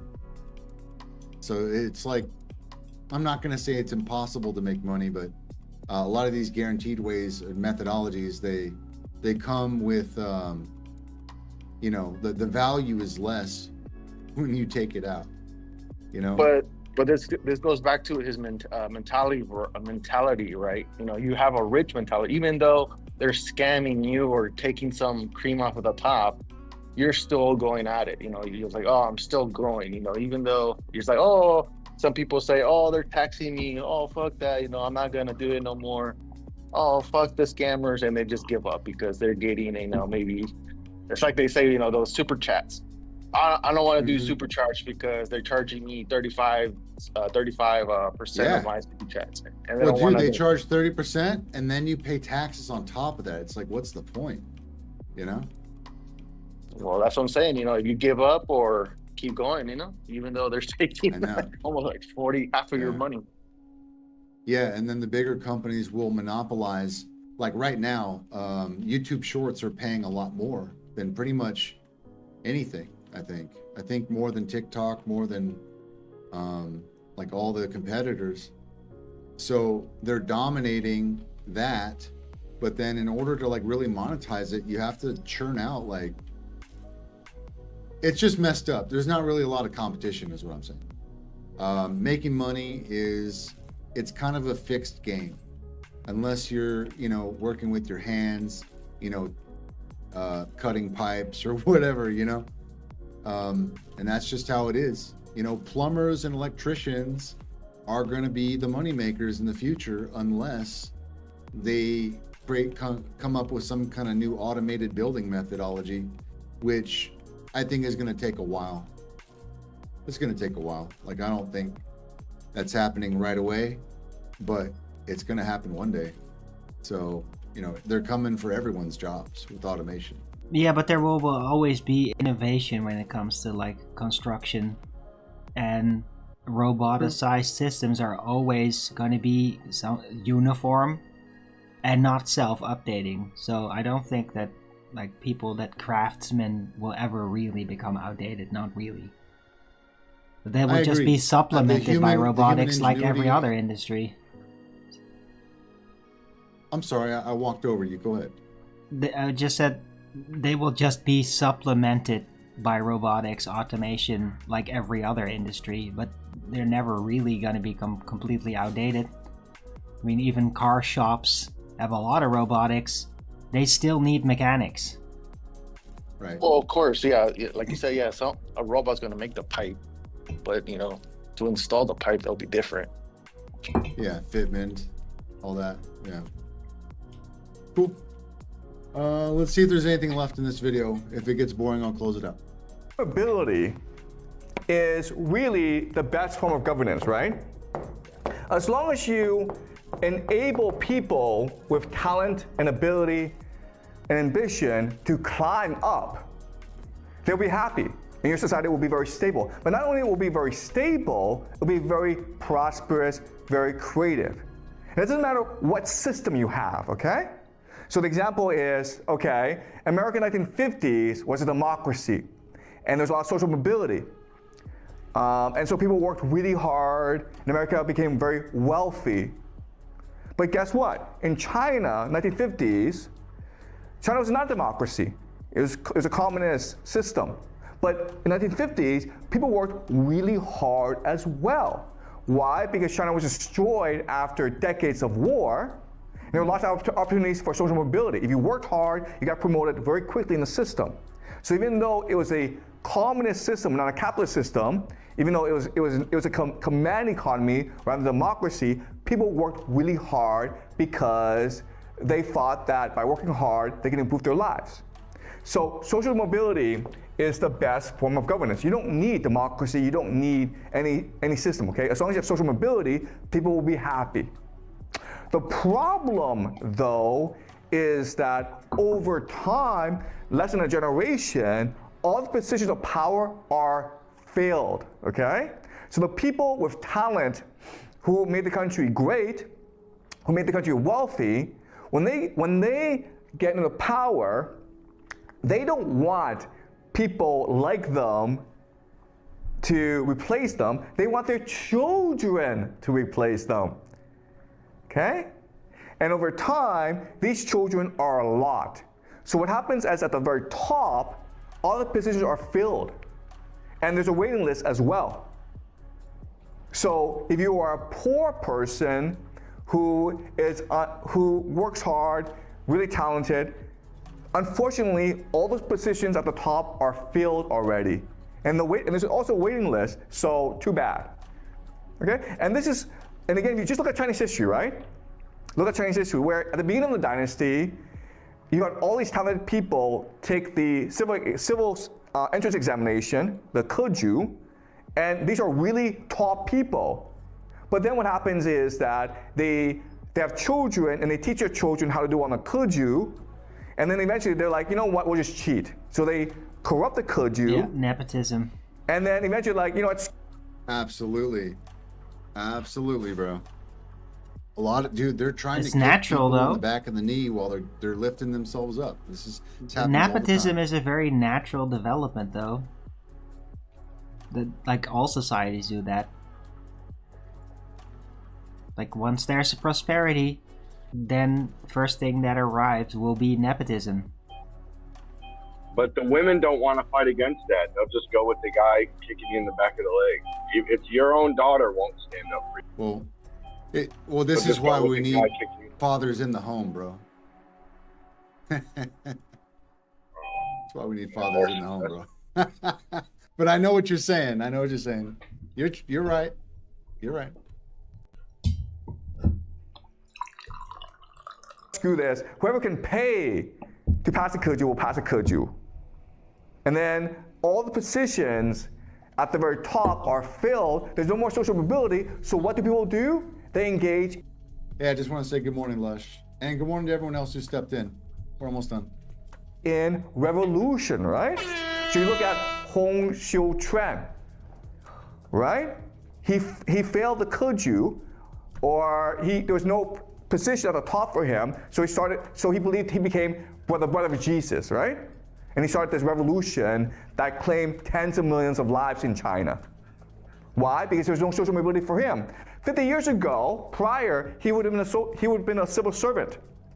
Same thing for Mao Zedong, right? By the time that Mao Zedong became a university student, the Keju had been eliminated. So there's no way for him to climb the ladder anymore. Therefore, he had to start engaging in new ideas. Hey. Okay? So you're absolutely right in that social mobility is the best way to maintain social harmony, but people have children, and they want the children to succeed, and they will arrange a system in a way that only their children can succeed, which screws over every other children, everyone else, and so they have no choice I am the only gay man in this village, and that's that. Overthrow the system, okay? Or another way of saying this is game reset. Oh, okay. Game reset. This is what a revolution is, okay? Bro, he thought the class was over, and then he's like, oh yeah, I forgot to talk about game reset. So another way of saying this is that 100 people are playing a game, 10 people are winning, and they keep on winning, and they can only win. So everyone else is like, screw this game, let's start a new game. And the 10 people are like, nope, we're happy playing this game. They can't agree, so the 90 people can the only thing they can do is a revolution, which allows for game reset, which now again allows for social mobility. And that is the course of human history. Okay? Either you climb up the ladder. If they don't allow you to climb up the ladder, then you just break the game. Okay, so, but unfortunately, Right. again. So it's really a balance between once you the whole social mobility and technocracy/nepotism. Those are the two poles. I mean, you could look at it that way, or you could recognize that that's happening and operate outside of it. But it would take a lot of focus and ingenuity. But as long as you recognize it, you have better odds. Absolutely. in power, you want your children to inherit your power. And so you will rig the game in a way that only your children can succeed. That's why the schools are the way they are. Okay? Schools for the rich are very different from schools for the poor, right? Schools for the rich, there's a lot of freedom, there's a lot of creativity, the teachers are very good. You go to poor schools and it's the complete opposite. And the reason why is the system is set up to make sure that certain people succeed and everyone else fails. Okay? Does that make sense, Alan? Okay, great. Any more questions, guys? All right, good. I'll see you guys next class, okay? Cool. Right, it's really the difference between laborer education and what's the name again? Entrepreneur education. What he's talking about.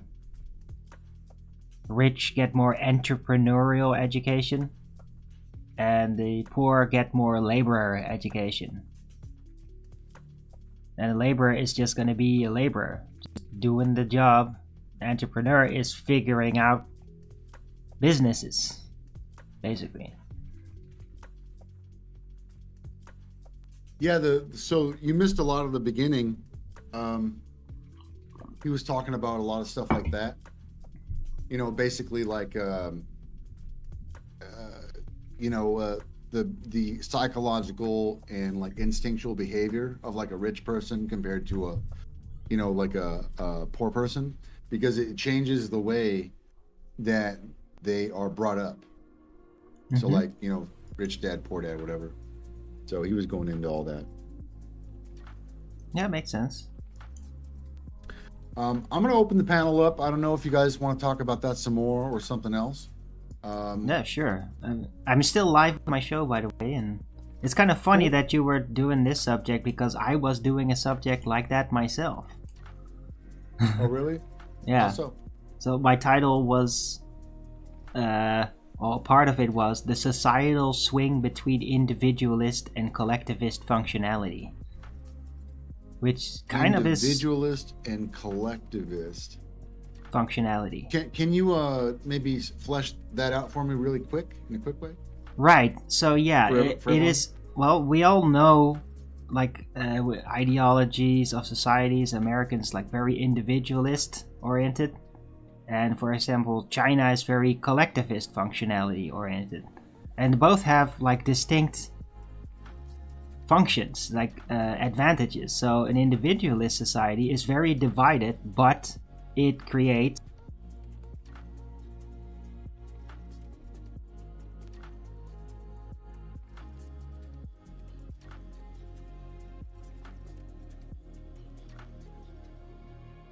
and for testing of ideas made like uniformity, which really is very effective for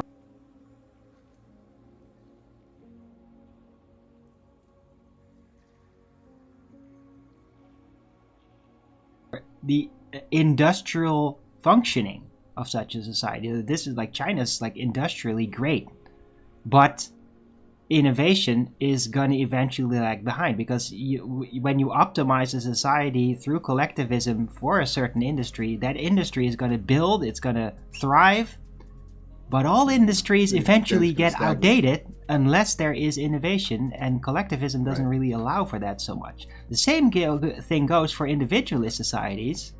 There might be a lot of innovation, but without any collectivist function to actually accommodate those ideas, new industries are not going to be very successful at emerging, because there's too much competition and too much division. You won't get everybody into a single direction with their minds as much. So there's always these two poles, and any society that basically goes too much into either directions, they break down. So if a society wants to keep functioning, they have to balance back and forth between individualism and collectivism, innovate, and then collectivize, industrialize, then eventually stop that, update, go back to individualists, get more innovation, and then the cycle continues. See? How many doll makers do we need in society? How many dolls do you allow in your house? Okay. What? Put your daughters to on demand, exact. No, I said supply and demand. How many people? No, it's on dolls? demand. What? Communism. Communism will show you the answer. Communism equals doll makers or something, right? New age on demand communism. All right. Okay. Community. You're gonna have a credit. We're gonna have a paperless system. We know this is gonna be sometime. Right? Okay. Maybe not in any of the generations, but it's gonna happen. Paper is stupid.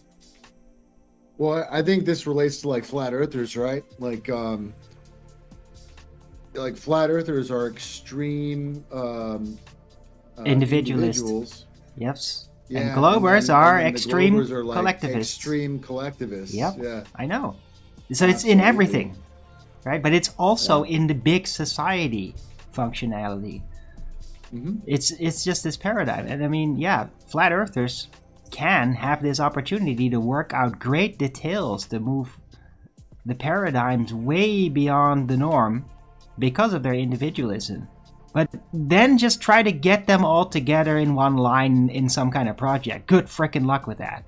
Like the potential for infighting and it falling apart is massive. It's like a real obstacle. And that's, that's because of the core nature of it. Well, globe believers, they don't really have a lot of innovation. They're just they don't have a lot of stake in the game either. They're just but then they can hop onto a bigger project much easier, right? Mm-hmm. Bigger organized projects, they seem to be doing that all the time, getting access to it. Well, yeah, they aren't threatening all the leaders of the project of being in the Illuminati. Exactly. Right. So that's the difference between the individualist and the collectivist functionality. But they still don't do a damn thing, bro. They're still useless. Collectivism is useless, unfortunately. Yeah, but unless you want an industrial project going, then you can get everybody online with that to get it done. That's the function. No, look at high school wrestling. You know what I mean? The only people that are gonna make an event happen for like high school wrestling are the people that have a stake in winning the event. So there's like a personal end to the means. Do you know what I mean? And if there is no personal end gain, then that's where nobody's gonna really want to participate. So you have to find something that everyone is like after and give, and has incentive to want, Right. But individualism is boss. Individualism. Yeah, but not entirely though. Well, that's why you have again for capitalism. innovation. The only way yes, you're going to get people to do shit is to pay them. Yeah, but collectivism does again really create opportunities on an industrial level, and industry brings prosperity. That's the reward. Right, all the That's industries why you have particle do. wave duality. Well, industries, if you think the incentive is that higher wage, The incentive is so that's why again it's just And the it's the only product. reason that it's a collective goal, but it's done through compartmentalism and individual reward. Yeah, I was gonna but ask this real beyond quick. I need to step wages, away there's also for a second. a lot of industry just creates products. It creates economy in general. Yeah, I was just going to ask real quick. I need to step away for just a moment, which means I'm not going to be a babysitter. Oh, okay. Just make sure you're giving everybody a chance to say what they're saying, and make room for people that might be on a phone or whatever. They're probably lagged or something. So, All right, no worries. just a little more birth on the letting people speak. Everybody, thank you. Right.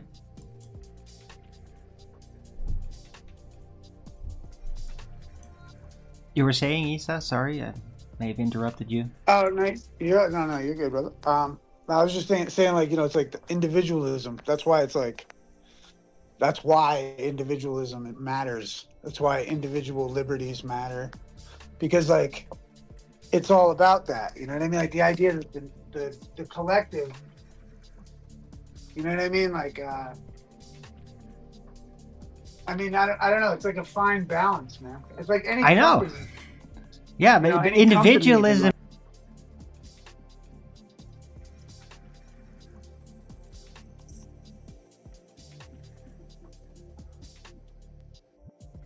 That it brings, and that is an advantage, but it's temporary. That's why flat Earth isn't for everybody. I know. Yeah, absolutely. That's why it's like you got like a bunch of people that are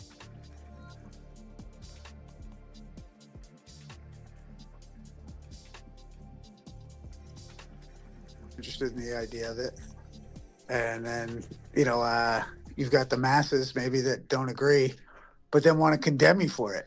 Like, you know what I mean? And that's why it's like... Yeah, because to real collectivist, individualism is a threat to their cohesion, because individualism brings instability, division. And that's literally a threat to the uniformity and all the functionality of collectivism. So it's instinctive. If people are subconsciously a collectivist, they might not even think it is what it is.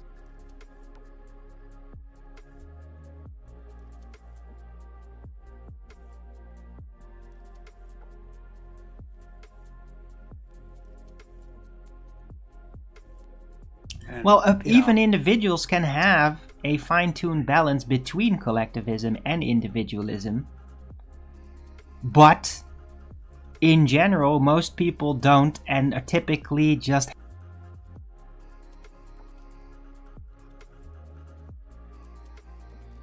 hang on to one side and get kind of neurotic about it. That's how most people end up. But there are, I hope, plenty of individuals that do have an internal fine balance between the two and can maneuver in either directions. Well, think about like just the idea of like opening a business. Opening a business is such an example of that. You know what I mean? Like, because if you've got to open a business, like let's say you got to handle the books of the business, but you also have to be able to keep a workforce. Right, and so you're going to need some kind of uniformity, a program. So it's like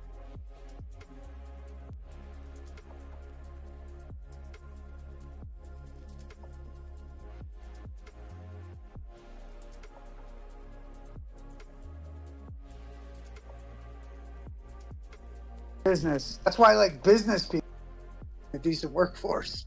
You know what I mean? Right, like, they have to keep that balance. That's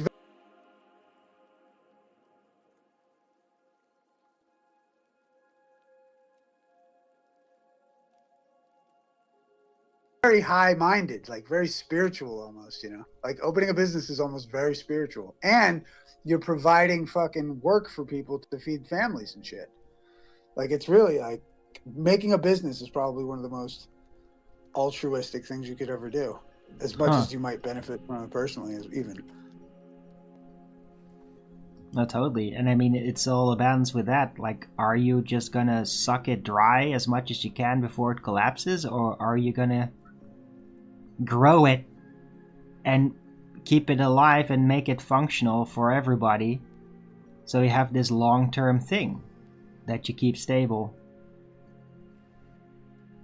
Right? But I mean, it will, maintaining it, especially as it grows bigger, and keeping it in order is more difficult, will take more and more attention and energy from you. Because you're going to also face potential individual instabilities of your workforce. You're going to have to face the music of that as well. So it is tough. Well, and you're also trying to balance a budget, you know? Yeah, like, that on top. You got to ask a lot. It's like, you know, I've worked for a number of startups for friends and stuff. And it's like, you know, you get paid shit, you get fucking, you know, whatever it may be, you know, but the business hopefully takes off and does well. And, you know what I mean? Through that little bit of effort in the beginning, you know what I mean? You can reward yourself later down the line. Yeah, it's almost like capitalism is like a wise spiritual quest. Yeah, that, you know? or Like, it's just robbing people and getting away with it, right? That's the two choices you get within a capitalist society. Are you gonna help grow things, or are you gonna just plunder, lawfully plunder? Well, are you gonna be selfish, really, or are you gonna put it back into the business? Right. Are you gonna grow, or are you gonna plunder? Right. And are you gonna, well, like, you know, are you gonna, you know, take the easily gained quick reward versus the longer, more sustaining reward, you know? Yep. Growth versus plunder. I mean, dudes blast out their line of business credit, destroy their business to have fun. You know what I mean? And then fucking all of a sudden they're wrecked. Or you could fucking spend your money wisely and make a good business and always be going on business vacations. Yeah, but then you also have to take all the pressure that comes with it. And people underestimate that a lot of the time. They think that people that have businesses, they just do their thing and they just talk to people and just move a bunch of money around and that's it. But I mean, they don't realize that it comes with like a lot of responsibility and real pressure that comes with that. And that is the real reason why people eventually mock it up, because they're not handling it too well, and then their subconscious or their ego just says like, screw this, I want this thing that is not in favor of the business because I'm sick of it. And that's how they then wreck their own business, is because they secretly wanted it to stop because they're not handling it too well. Well, I think also a big factor in any of that, to be honest, also is the fact that, you know, you think about a business person who might make more than the average person working for them, but has sustained communities because of their business, then gets hit by the government asking for more money. So, like, you know what I mean? It becomes, that's why it's so interesting with the political climate, like in the States as it is that there may be a possible change to that. And I think, like, you know, that's where it open, like people are, you know, working all this hours and then, you know, providing a bunch of jobs for people and then getting asked by the government and the people, well, you know, give us more of your money. You're like, well, wait a minute. I fucking provided for my community in jobs. I've paid already so much taxes and business taxes. What the fuck is this about? Nobody wants to fucking, that's why people get over fucking, you know, I don't know. I'm sure there's ways to work around all of it, but I'm just saying it's like the nerve, you know, of the government to then come in and try to tax, you know, I don't know. Yeah, but yeah, no, totally. And then a lot of those people, you know, they're lifting their truck too, you know, and they got that girlfriend on the side, and you know, they're like, oh, I should have saved that money, but they didn't. Right, but I mean, the risk of government just leeching off successful businesses, the solution to that is no taxation without representation, right? They gotta actually justify it legally, logically, because they will try to just trick you to pay, right? You gotta figure out how to curtail that, how to not pay legally, and then you can hold them off. Well, how do you opt out of paying taxes when you're under the comptroller? by knowing how it really works, by getting basically a Weird. tax lawyer that can figure out how you do it. Because there's a lot of dynamic. I mean, the really rich people, the billionaires, they pay barely anything, and it's all legal. Well, yeah, I wouldn't say that. Well, Trump They said do it. pay. Trump they pay in literally different said ways. it, like in a debate, in a presidential Yeah, but debate. they don't. Yeah, they don't pay tax. They pay other things like charities, and they donate to the Salvation Army. All that's write-offs. Yeah, exactly, They do and that's things how that they get them avoid it. write-offs. Yeah. So they Right, can invest the money that would normally just go to the tax agency into something that they can get more out of doing that. And that way they, instead of just paying taxes, which really nobody actually cares about, if you instead send that money to organizations, beneficial organizations for society, that will get you more fame than if you just paid the taxes. And so that's Okay. how you get more out of it. But okay. So I have a business, and I don't pay any taxes, and I don't owe anyone any taxes because I'm not under the comptroller. Okay, well, that's your business. I don't know how that works. Right, but there's a way, but the thing is everyone keeps going to under the comptroller. It's like you subject yourself to someone else, and then you wonder why you're still in these problems. It's like, duh, you subjected yourself. What? What? Yeah, what? What the hell are you talking about? Do you not know what subjecting yourself is? Yeah, but what the hell are you talking about, though? You go down to the comptroller, right? I don't even know what that their means. documents. Do you not know how to start your own business? I've never done that, no. Oh, good God. Oh, wait, I did actually with goldsmithing. I've done this a couple of times. I have one of my certificates still around here somewhere. Okay. I opened my own business. I know how this all goes. I know how to avoid all the stuff, but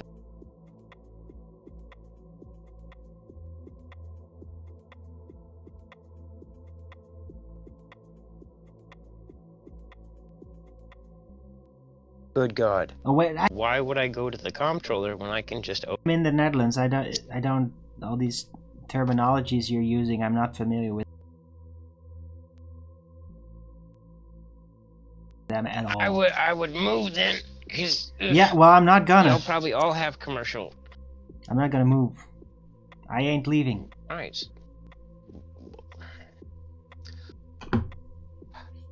You may not have options under your system that I have. Yeah, probably. You know, Cuddles, I really appreciate you. You start treating people with respect. Maybe just talk a little different. You know, like first of all, you don't own this place. You shouldn't talk to people like you do. It's a bit.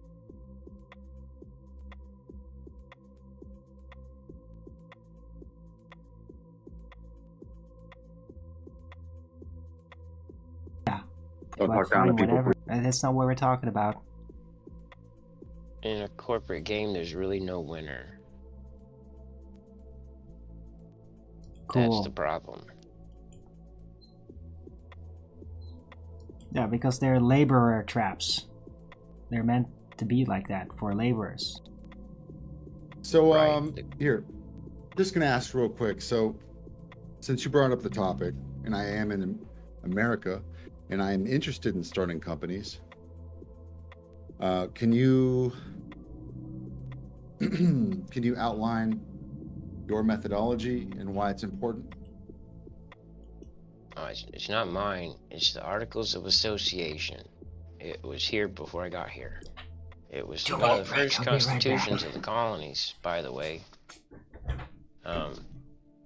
It said that every man should have his own PMA, which is a private membership association. You start your own business with your own private property. You start your own PMA, you write your own articles, you write your own contracts, you handle your own business, and nobody gets to bother you. As long as you stay within the bounds of no harm, injury, or loss to the public. right? So you can't produce GMO seeds and then they spread across the country. That's not how it works. That's causing harm. Those companies should have been shut down already, by the way. Okay, but couldn't I mean, doesn't this sound like some kind of subjective, like anybody could come at you and say you caused them harm? Do you think Well, that's they could try. possible? They could try, but see, with the PMA, I'm protected and my members are protected by contract. So somebody says they got my product. Cool, they got it third hand and it caused them harm. Okay, we didn't get it from me. We don't have a contract. Mm-hmm. So it's at your own risk. You deal those disputes internally then with your clients? Everything would be internal until there's an actual problem. Then we would go to a chancery court, a real court, for the real judge. Okay. And so how does this differ from like the mainstream way of starting a business then? You would still go to the comptroller, right? No? Well, in America, there's the comptroller. Over where he's at, it's another government office by another name, but it's the same thing. It's the exact same thing. It's some type of tax office under the tax side of the government. Now, articles of association define your business structure, roles and responsibilities of members on the board, and shareholder responsibilities. Doesn't it in any way alleviate you from tax responsibilities and corporation responsibilities at all? Well, hold on. A PMA isn't a corporation, so I don't have those responsibilities. It's like saying a child has the same responsibilities as a man. It's not the same. Okay, if this is gonna be the subject you're all gonna be talking about, I'm just gonna round out my show, because this is boring. Well, I mean, I don't know enough about there. I'm pretty sure you have the same commercial opportunities we do. Donating, getting tax write-offs.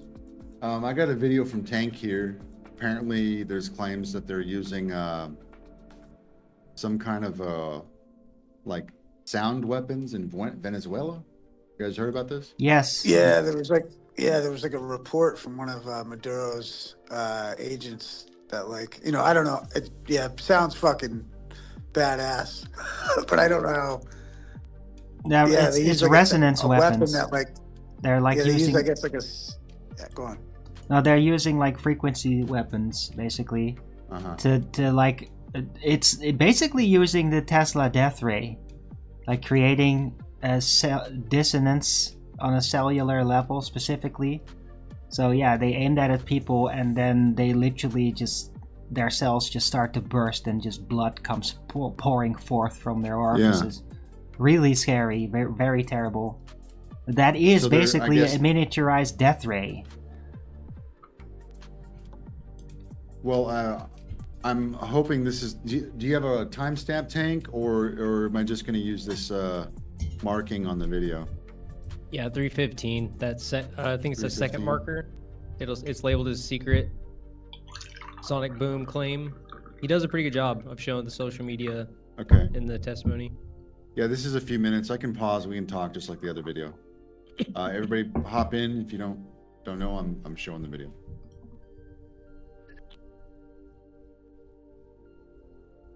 What's up, Manufactotum? Just gonna watch this clip real quick. Transcribed a video that was going viral. Now I'm gonna scroll down here and highlight something for you. Right here. This has 29.1 million views. It is all anyone is talking about in the military space since it happened. It is getting an insane amount of it. So this account that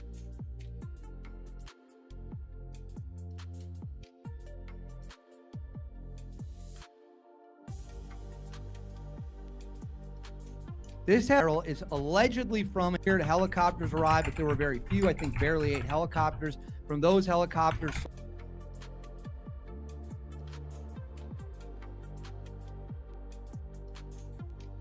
soldiers came down, but a very small number, maybe 20 men, but those men were technologically very advanced. They didn't look like anything we fought against before. So far, so good. Nothing crazy about this claim. Delta Force teams fight in small groups. I don't know exactly how many people are on the ground. I actually think the number of Delta Force operators was closer to 40 or 50, but in a chaotic situation.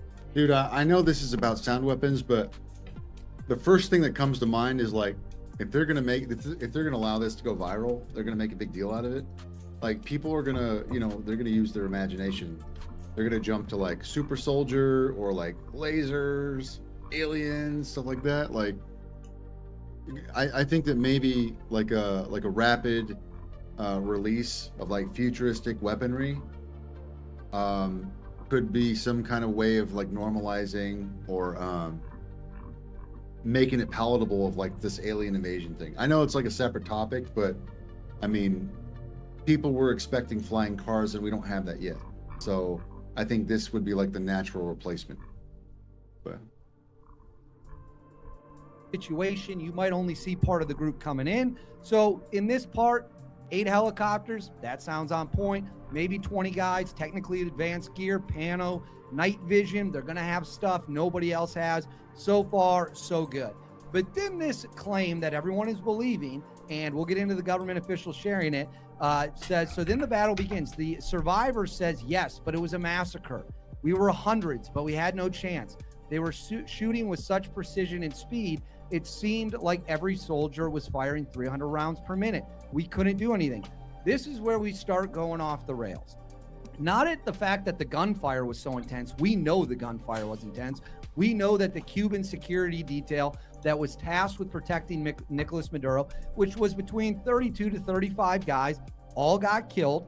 We wiped out, when I say we, I don't mean me, I mean the United States military. We wiped out everyone in the compound, which brings up the point, who is this random survivor? Who is this random survivor? So there weren't hundreds of people in the compound. That's already one thing we know to be 100% false. There were several dozen that did engage the Delta Force operators and were then quickly crushed. So this is where things get crazier. So the person interviewing the security guard says, and your own weapons, did they help? The alleged survivor says, no help at all, because it wasn't just the weapons. At one point, they launched something. I don't know how to describe it. It was like a very intense sound wave. Suddenly, I felt like my head was exploding from the inside. We all started bleeding from the nose. Some were vomiting to the blood. We fell to the ground, unable to move. All right. This is the part of the claim that is going mega viral, that the United States Delta Force, the Tier 1, the premier Tier 1 counterterrorism unit in the world, the Navy SEAL Team 6, of course, is the other Tier 1 premier unit. They used a sonic boom weapon that had everyone bleeding, feeling like their head was going to explode, guys vomiting blood. Interesting claim. Interesting claim. It says, and your comrades, did they manage to resist? Not at all. Those 20 men without a single casualty killed hundreds of us. Again, not true. Not true. Hundreds of people were not killed. This was a precision mission. There were not hundreds of people in the compound. There were several dozen that were all killed. So again, I would ask, where did this survivor come from? We had no way to compete with their technology and weapons. That would be true whether the sonic boom claim was true or not. I swear I've never seen anything like it. That would also be true. When you come up against Delta Force, you are going to see something you've never seen before. We couldn't even stand up after that sonic weapon or whatever it was. Well, hold on a second. How was there an intense gunfight that resulted in a helicopter pilot getting seriously shot up? A total of 7 guys wounded, 2 seriously, a helicopter pilot, another one. 5 guys suffered minor wounds, have already returned to service. How is this massive gunfight unfolding if nobody's able to stand up and use a weapon? Interesting. So then it goes down here. So do you think the rest of the region should think twice before confronting the Americans? Without a doubt, I'm sending a warning to anyone who thinks they can fight the United States. They have no idea what they're capable of. After what I saw, I never want to be on the other side of that again. They're not to be messed with. Well, that... Bro, like, I don't know. To me, this reeks of, like, propaganda, me personally. Like, I mean, yeah, we're probably that... I'm sorry? Are you on mic and Dawn? Hello?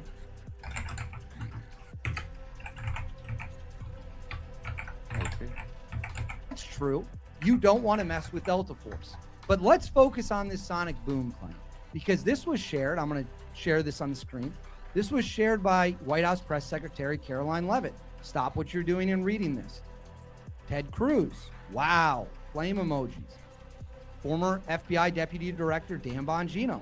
Must read about why it's a really bad idea to F with the world's most powerful military. Congresswoman Lauren Boebert. Everyone is already talking about this. No one wants to go through what we went through. Now everyone thinks twice. Okay, so I'll put this back up on the screen. This is a photo of the helicopters coming in.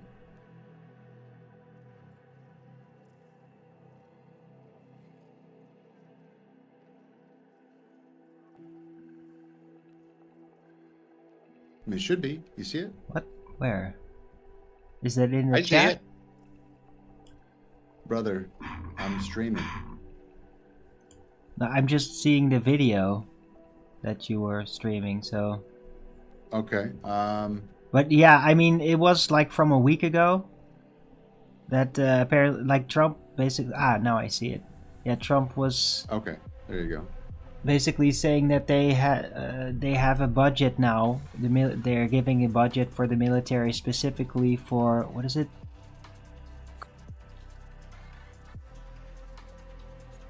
Cognitive electromagnetic warfare, which I really think that what the video was just talking about, this Venezuela sound weapon, I think that is what it is.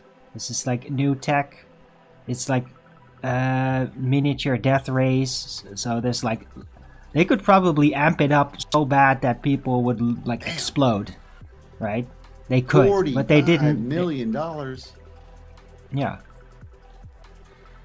And this is going to be new weaponry that they're just going to be utilizing, and they could do it in all kinds of... They could do it with a freaking helicopter and just radiate at a vast distance and screw up everybody in the building. Cognitive electromagnetic warfare. Yeah, go ahead, Love Flame, but I want to ask what that is. Yeah, I mean, couldn't what that gentleman described in the story, couldn't they just been in proximity to a percussive ordnance that... I mean, that's what they do. The shockwave, the blast, will do exactly what he talked about. No, it wasn't a sudden impact. It's like... How do you know what exactly it was?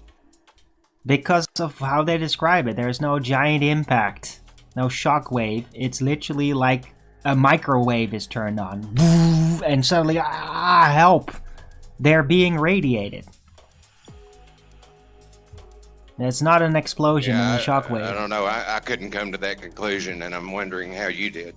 Well, if you are in proximity enough to a big explosion where the shockwave of it would cause you to bleed from your orifices, you're literally in the middle of an explosion. So, and that's not the case. The building they were in didn't blow up. They just all dropped to the ground bleeding. So, it's not an explosion shockwave that caused it. It's very simple.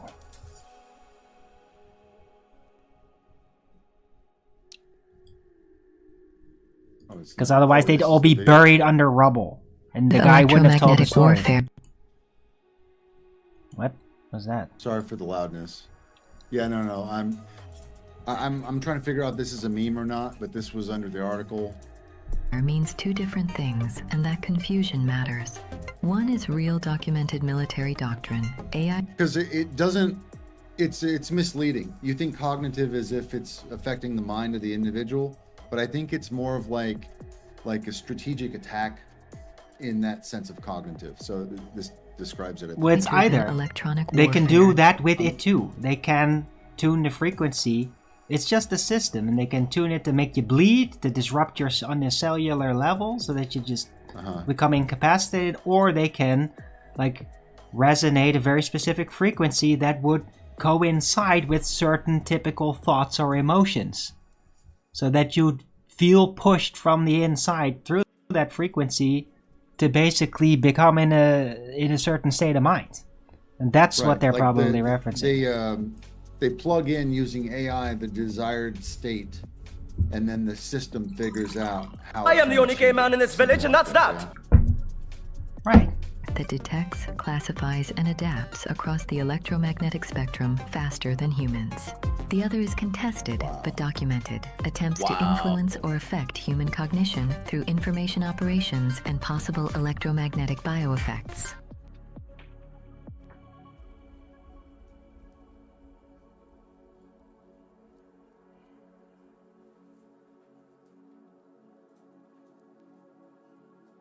It's like AI warfare at this point. Well, what's it's the even frequency point of war warfare, anymore but it's other guided than- by AI. They're managing it because it's Yeah, really but like, complicated. just think about it. If every society has like AI warfare, then it's just AI killing everybody.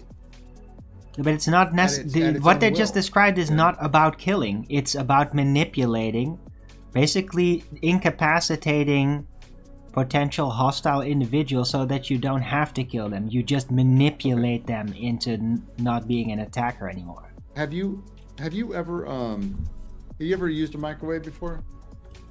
No, a long time ago, yeah. Okay, so a microwave doesn't just heat up coffee. Sometimes you can put it in there for too long and it'll explode. Yeah. Right. So I'm not saying that it doesn't do what you're saying it does. I'm saying at worst, it does what I'm saying it does. That if you let AI to control the battleground and you give it the command to, finish everyone off, I mean, we're just... Yeah, then you have a death what's ray. the point anymore? Yeah, well then but you can't. But that's the whole thing about it. It has the potential to literally wipe everybody and all living things out instantaneously. Yeah, you could have a Skynet moment if it has availability of this technology without any limitations. Yeah, it could literally wipe everything out. Bang, it's all gone, disintegrated. Well, I mean, vanished. This is no difference, really. It's just this is the nicest way to introduce it to the market, right? Well, this is the more subtle applications of it. The final version of this makes war not reasonable. There's no point. It would just be eliminating all of humanity at that point. If you allow it to. But I mean, what they're advertising it with is the non-lethal application of it.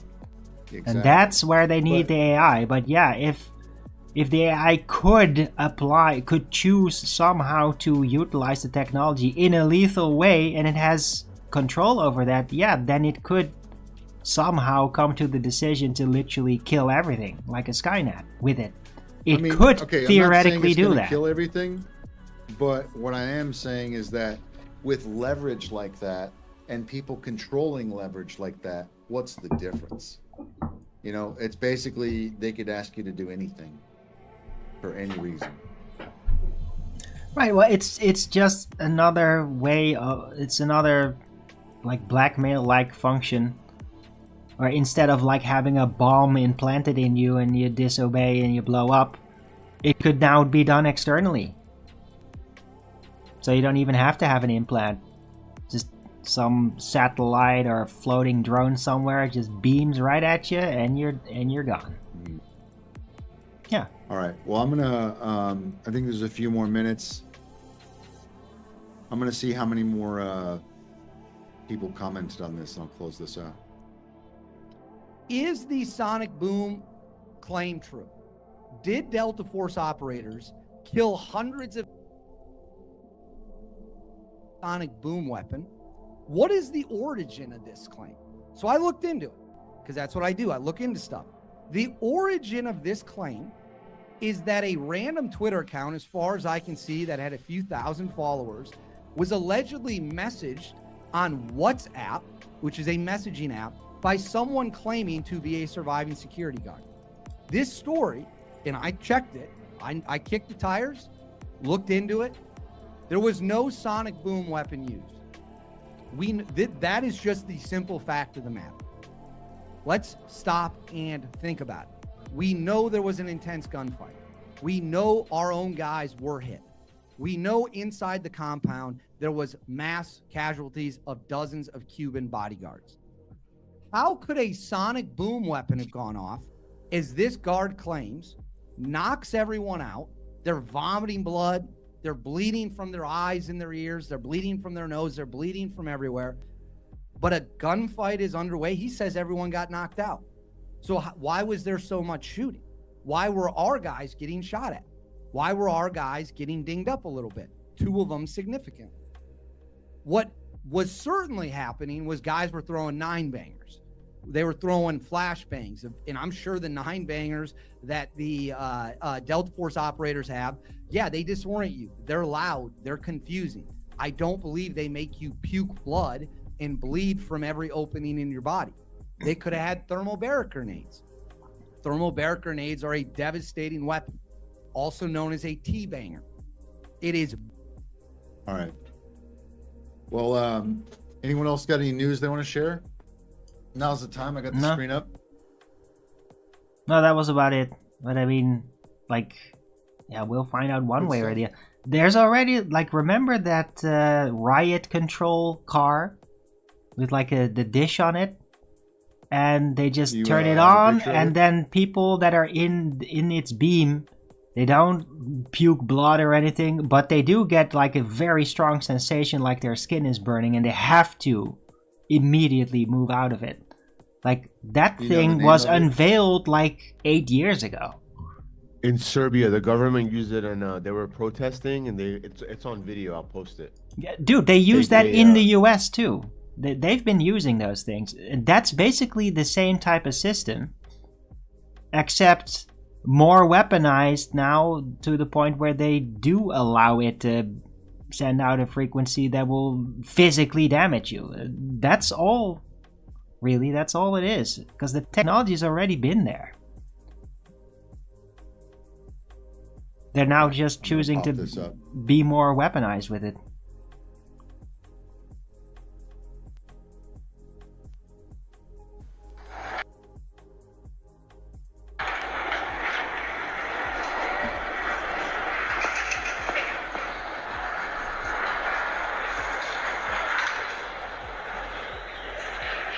What are you playing? What are you playing?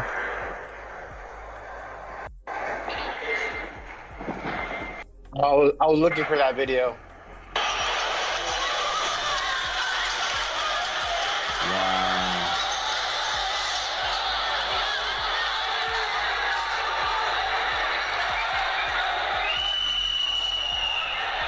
I can't see it. It's just a crowd of people, and then somehow there's a sound or coming out, and just the people disperse real quick. Is Arwen the only one who couldn't see it? If you have a direct video link, then I could like post that. It's in the chat, bro. Oh, okay, post okay. Everything in I'll the check live it out. chat. Yeah. All right. Wow. So it looks like they're ramping up the technology, and they're making it more acceptable because they're using it on other people. So, it's if you use it on other people, good. But if they start using it, I mean, at what point are they going to start turning it around? You know, I don't know. What's the narrative on that? Gatebreaker. What's the narrative on that? What kind of weapons they use, or what was that? Because it says allegedly.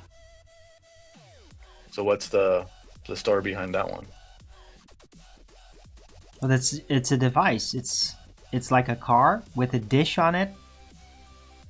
You just turn it on. It's designed as a riot control vehicle. Yeah, like I posted a picture of a movie. I think in the Hulk, there's a Humvee and there's like a dish or something that just hits the Hulk with it. Yeah, that's the one. Yeah. Oh my gosh. LRAD, that's it. Thanks, Don. Okay, it's called LRAD. I gotta address this. I don't know if you can talk, Laflane. If you can't, that's okay. I'm just gonna read your comment real quick. Actually, let me get the stream back on track with the chat so they can pay attention to it. All right. Sonic boom and cognitive electromagnetic AI mind control aren't the same thing. To pretend you won exactly what and how when you've never studied physics is absurd. But I digress. And nukes are real, ask Japan. Okay, I mean that's a YouTube comment if I've ever read one.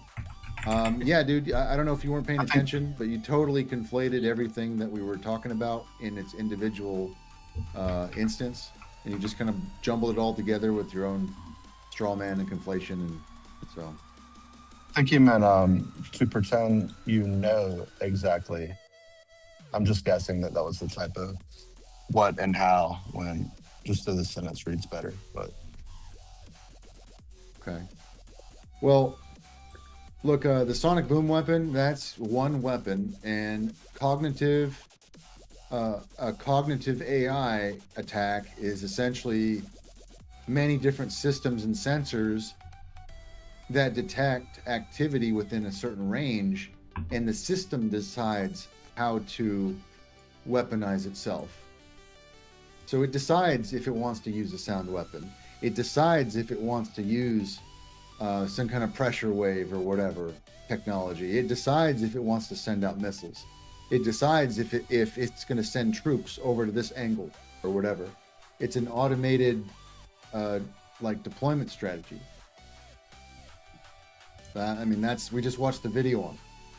So if you didn't catch that, that's what we just watched. All right. So I don't know if you ever reply to that, but it just seems kind of gross. You throw in like, oh, nukes are real, ask Japan, you've never studied physics. You know, that's that's not really, No, not really I'm an good argument. now. I can explain it now. I couldn't talk a Okay, second go ago. ahead.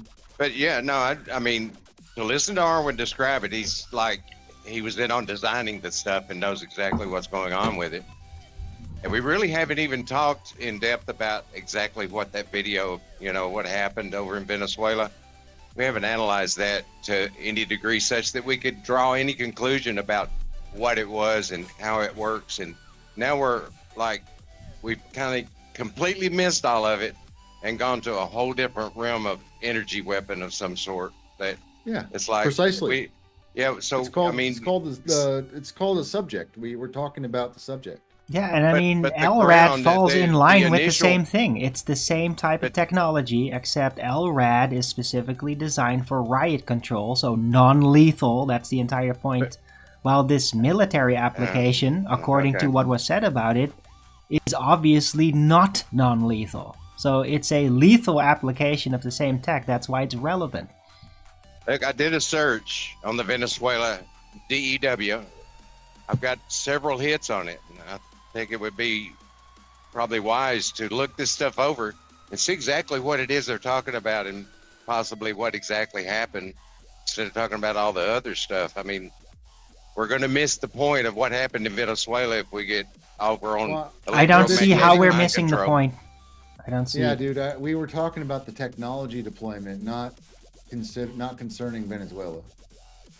Yeah, we're not figuring out whether Okay. it was a All right, I psyop got or it. not. We're talking about the technology. Yeah, all right. I would like to focus. I mean, personally, I would be like, what the fuck's going on in Venezuela? Find out exactly what it is and what potentially that exactly is, and then expand on that maybe. But that's just my own way of doing it, I guess. Okay. Well, anyways, I posted a video. It's some kind of explanation for this cognitive warfare is what they're calling it. So, Right. I don't know if you just didn't hear that part of it, Left Lane, but that's what you were saying kind of sounds like you didn't hear this one. So.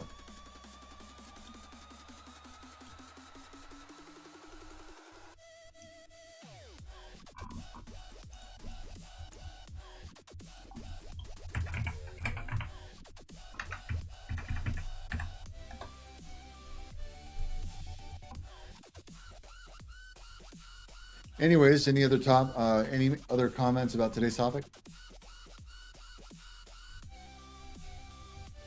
What's today's topic? Yeah, we've got individualism or collectivism. We've got like modern warfare with cognitive AI deployment. And let's see, we've got a little Resonance bit about weapons. Venezuela. We've got a little bit about game theory, about, you know, rich dad, poor dad type of game theory. We went over a bunch of stuff this morning already.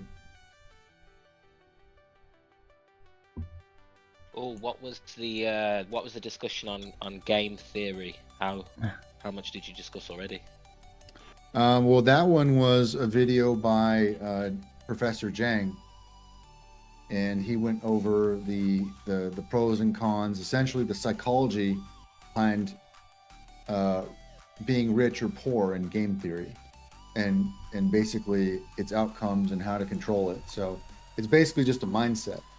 Like if you're poor, you know, your dad's gonna beat you if you spend too much money or you spend it the wrong way, and just all different types of things like that. Where like if you're rich, it's just like whatever, and so there's less stress associated with trying to level up, you know, throughout life and stuff. It's a bunch of things like that. That's just like a short summary, I guess. Right. Well, guys, I'm gonna round out my show. So, thanks for having me again, cool. Rix. And yeah, it was great. I'm glad I joined up. It was really awesome to be here again. Anytime, Marwan. Yeah. So thanks for all being part of Flat Earth Early Bird number 2515. I'll see you guys, and yeah, I'll probably visit after. So thanks for having me, and see you next time. Cheers. Yeah. All right.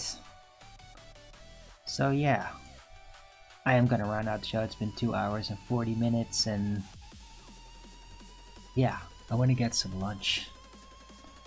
But yeah, today's been a very interesting show, I think. Don't know why nobody gave me a Rogan's Up for some reason.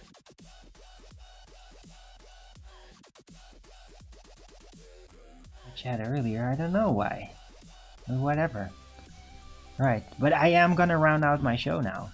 So, thanks everyone for coming. Hope you liked this show. If you did, then please don't forget to Rogan's it up. And if you haven't already, follow me here on Rumble and be here when I'm going live, which is normally 2 p.m. Amsterdam time every day. And please also do support me, first and foremost through gift card. It's in the description box, but yeah, if that's not an option, then yeah, PayPal, Patreon, GiftSend, Go. Also, links are in the description box below. Or send me super chat over at the Rumble live chat when the show is live. Or subscribe to my channel, support me that way. Any support would be greatly appreciated. I can really use it. Keep myself fed. Right. So, I'll be back tomorrow with Flat Earth Early Bird number 2516 on a Wednesday. Hope to see you all then. Everybody have a great rest of this Tuesday. And until the next video, keep it flat.